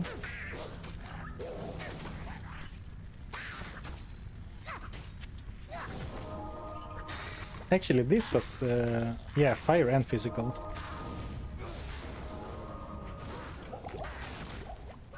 Another ring! That's so lucky. Another rare ring specifically. That's so lucky, especially since we got rid of freaking all magic finds. Not all, but almost. I am overburdened. Listen.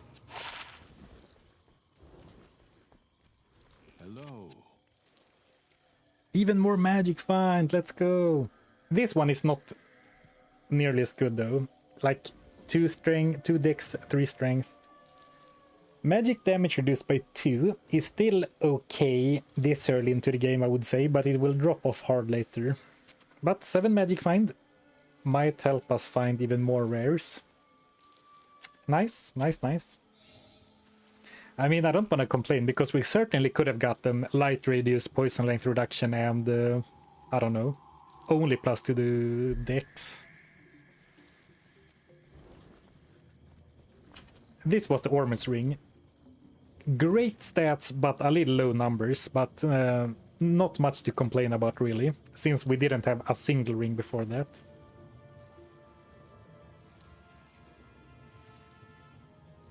I'm a certified Sarfaholic. Love the channel. Thank you, Irab. Glad you enjoy it.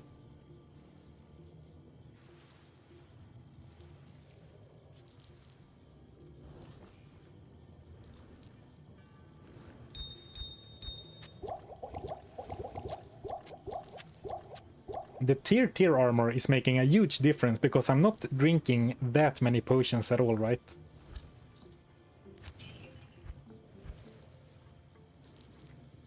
Though I guess the Flayer Jungle and the Spider Forest are prime areas for man after each kill, with all the small guys running around.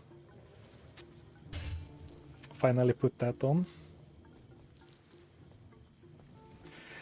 I don't think I want to put anything into it, or actually maybe I should put 3 diamonds in, because why not?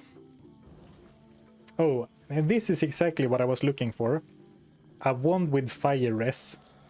Not necessarily with the skills, because 100k gold is expensive, but of course this is magic. I can't use that, so no need to look. We can even get rid of this, I suppose. Hello. Yeah, let's get some all res. 18 all res. Nice. We are playing hardcore after all.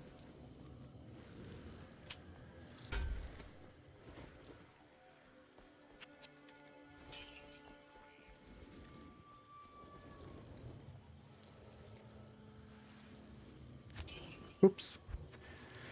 When you discard gold into one of these, it goes to the shared stash instead of here.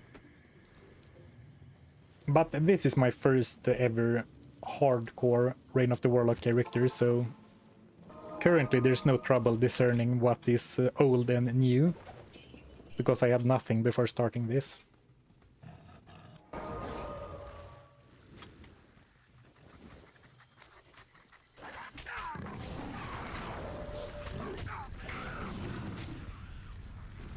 I'm allowed to do anything I want with blue items except equip them. So I can't wear magic gear, but I can sell it, I can craft with it. I can just not wear it.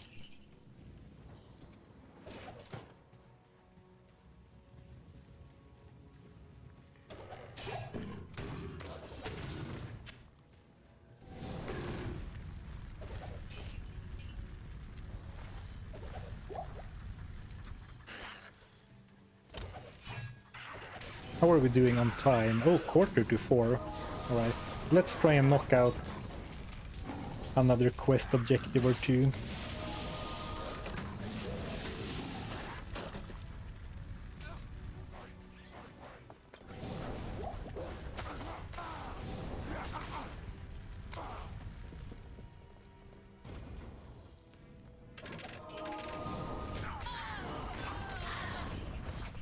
Level 20, we might do some experience farming. Another gem shrine.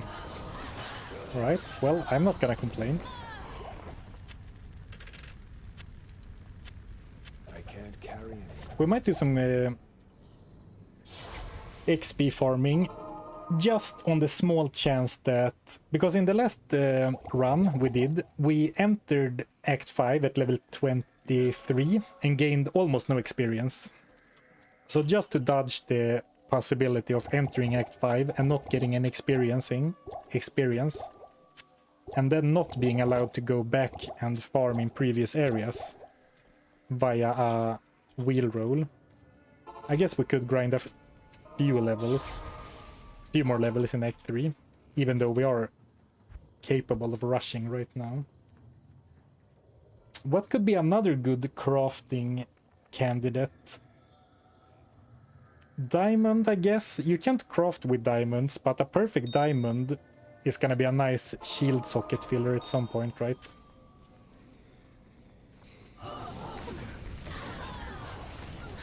I really wanted to make at least a flawless with not the ring. Streamer luck, streamer client. I wanted to make at least a flawless, so I didn't want to like use the gem shrine to create a normal ruby. Okay. Hi, dual res and magic find. Let's go. Well, not exactly what I asked for, but 9 magic find, 5 life replenishment, 10 cold res, and damage reduced by 1. Pretty solid. For the time being, I'm gonna worry it over Ormus Ring, but I'll keep Ormus Ring just in case. Gold find 2, not too bad. Because, I mean, we're likely going to gamble as long as we are allowed to wear rares.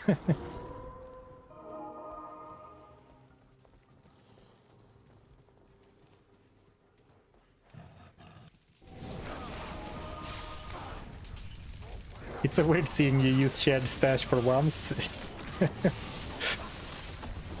Yeah, every stream since Reign of the Warlock came out, people have come in and like, why isn't he using the shared stash? Isn't he playing the expansion?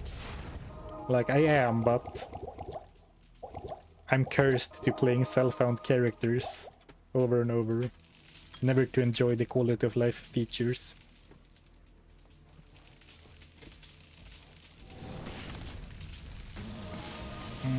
I'm gonna hoard a few stat points because I don't know if I wanna invest in strength or not yet.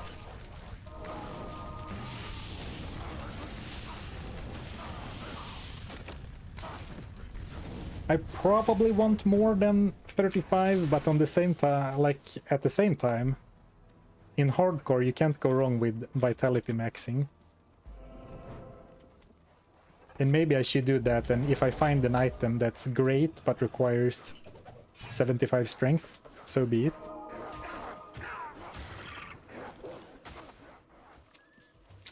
Yeah, sapphires or rubies are decent crafts. I think I would like a ruby primarily, because that gives you life, and I could make a lifesteal item for Emilio when I eventually replace the weird scythe he's using. It's gonna be nice to have some lifesteal on him. I mean, prayer heals him, but since runewords are banned, there's never gonna be any triple healing shenanigans with insight and cure this time.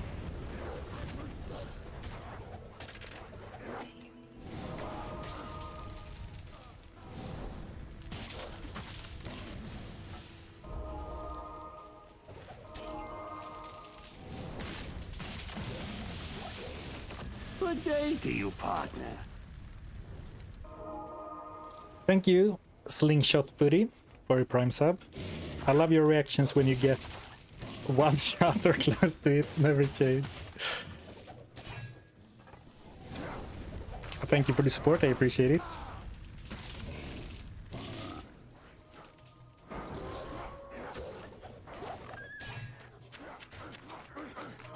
I guess Diablo, like, when Diablo puts the pressure on, that never gets old, I suppose.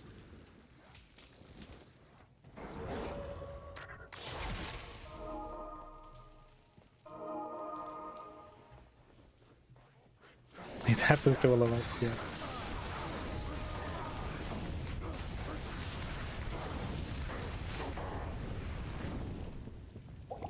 But we need to not only consider which style of recipe we want to use, but also which gear slot we're looking at. Because, for example, this is probably not right for this character, but like blood gloves, they only need a Neph rune. And Neph runes aren't very uncommon at all, right? Whereas a blood ring requires a soul rune, I believe. Or is it amulet? No, I think it's the ring that needs a soul rune. And that is a lot more rare.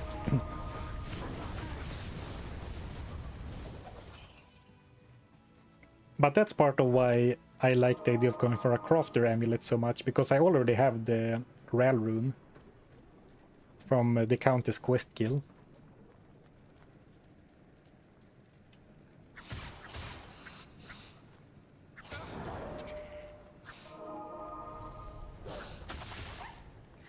Dead end.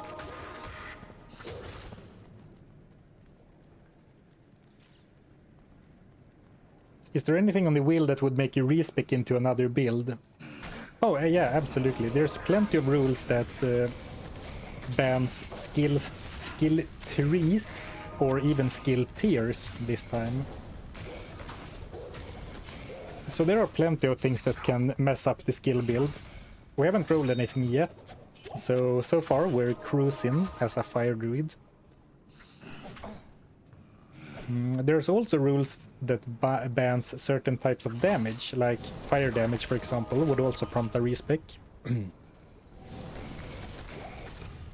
The only element I haven't banned is physical damage, and that's simply because, let's say I play a melee-focused character, or an attacking character in general, you can't get rid of all of your physical damage, right?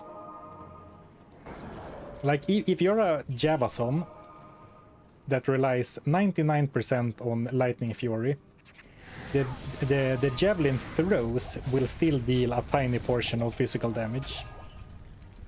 I am overburdened. So that's why I didn't include physical damage, but all other damage types are bannable.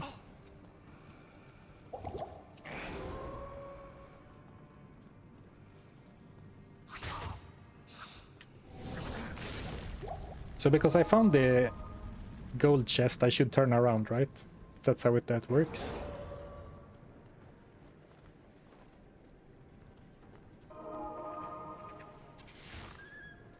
Cyclone armor, don't forget. That's gonna be a common thread in this run, sadly. Thanks for the reminder. I should keep it up at all times, no doubt about it.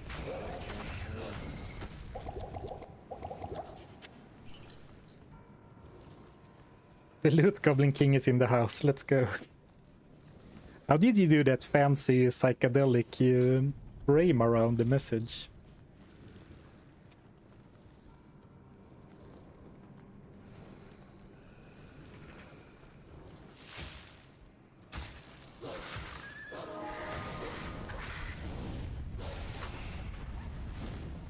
Oh, you turn around if you go clockwise. All right. So I was in the right...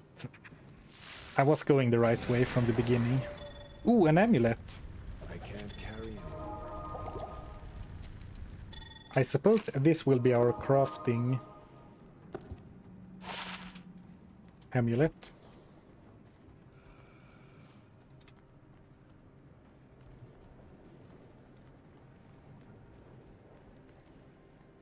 Message effect with bits. All right, okay, thank you, thank you. Thank you for the bit.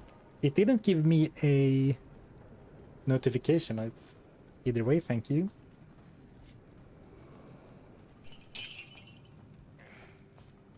Now I got the notification, thank you. M. Schmeiske. Difficult name to pronounce for my Swedish mouth. I appreciate the support.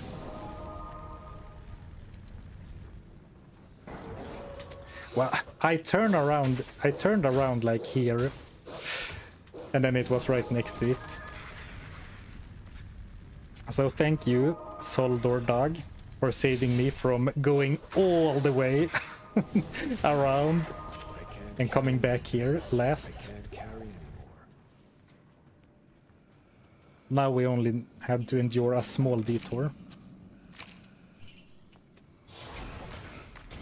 Alright, I guess I need to end the stream soon, but we do have time to do the craft, which will be a nice high note to end on. Well, hopefully, who knows.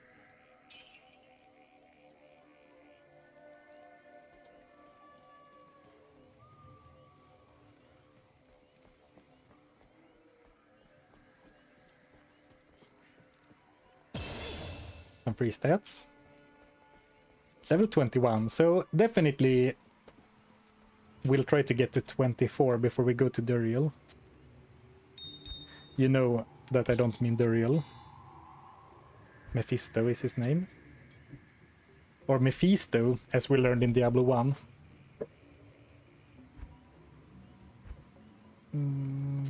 So we got the amethyst, we got the amulet, we got the jewel. We got the rail rune. Let's hope for something good. Well, duh, obviously. You're not crafting hoping for something bad. But let's hope for something we can use, I suppose. Alright. So you're guaranteed to get FCR, mana and mana regen, I think. Stuff to do with mana anyway. Well, we can't use it because it's red, which could be a good sign that we have too many stats to be able to wear it right now. Oh, thank you, Potato Freaker, for the raid. GL HF, don't rip. I'll try my best. What could go wrong? Alright, level 31, 8 FCR, 18 mana, 8 regen, half freeze duration, poison length reduction, and 17 magic find. What do we think about this one, chat? I mean, it's better than nothing. And magic find is nice. Mana is okay. FCR can be good. But not amazing. But fine. Like if I found a magic, or I guess if I found a rare one with 18 mana and 17 magic find, I would be fine with that, you know? That would be an okay one.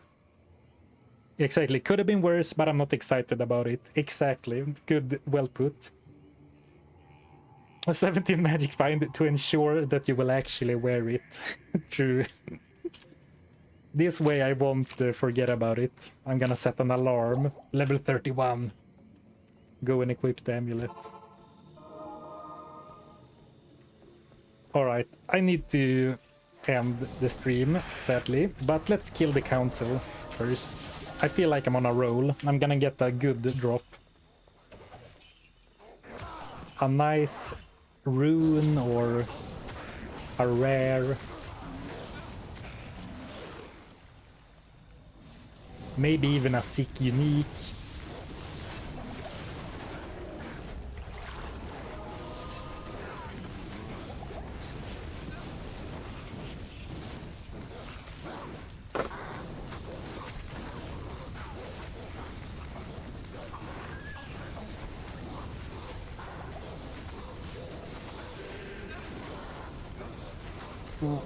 Cursed is a little scary.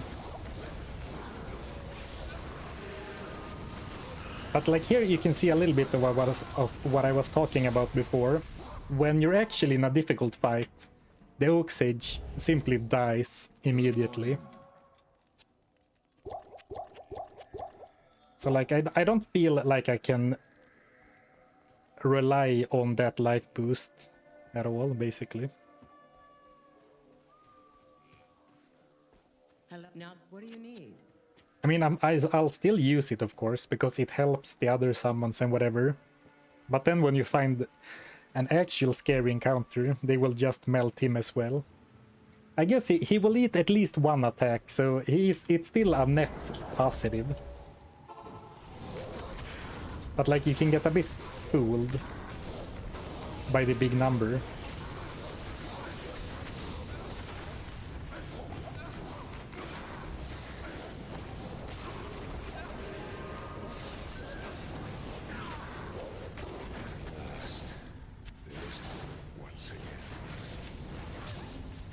Ta-da! Okay. Not too bad.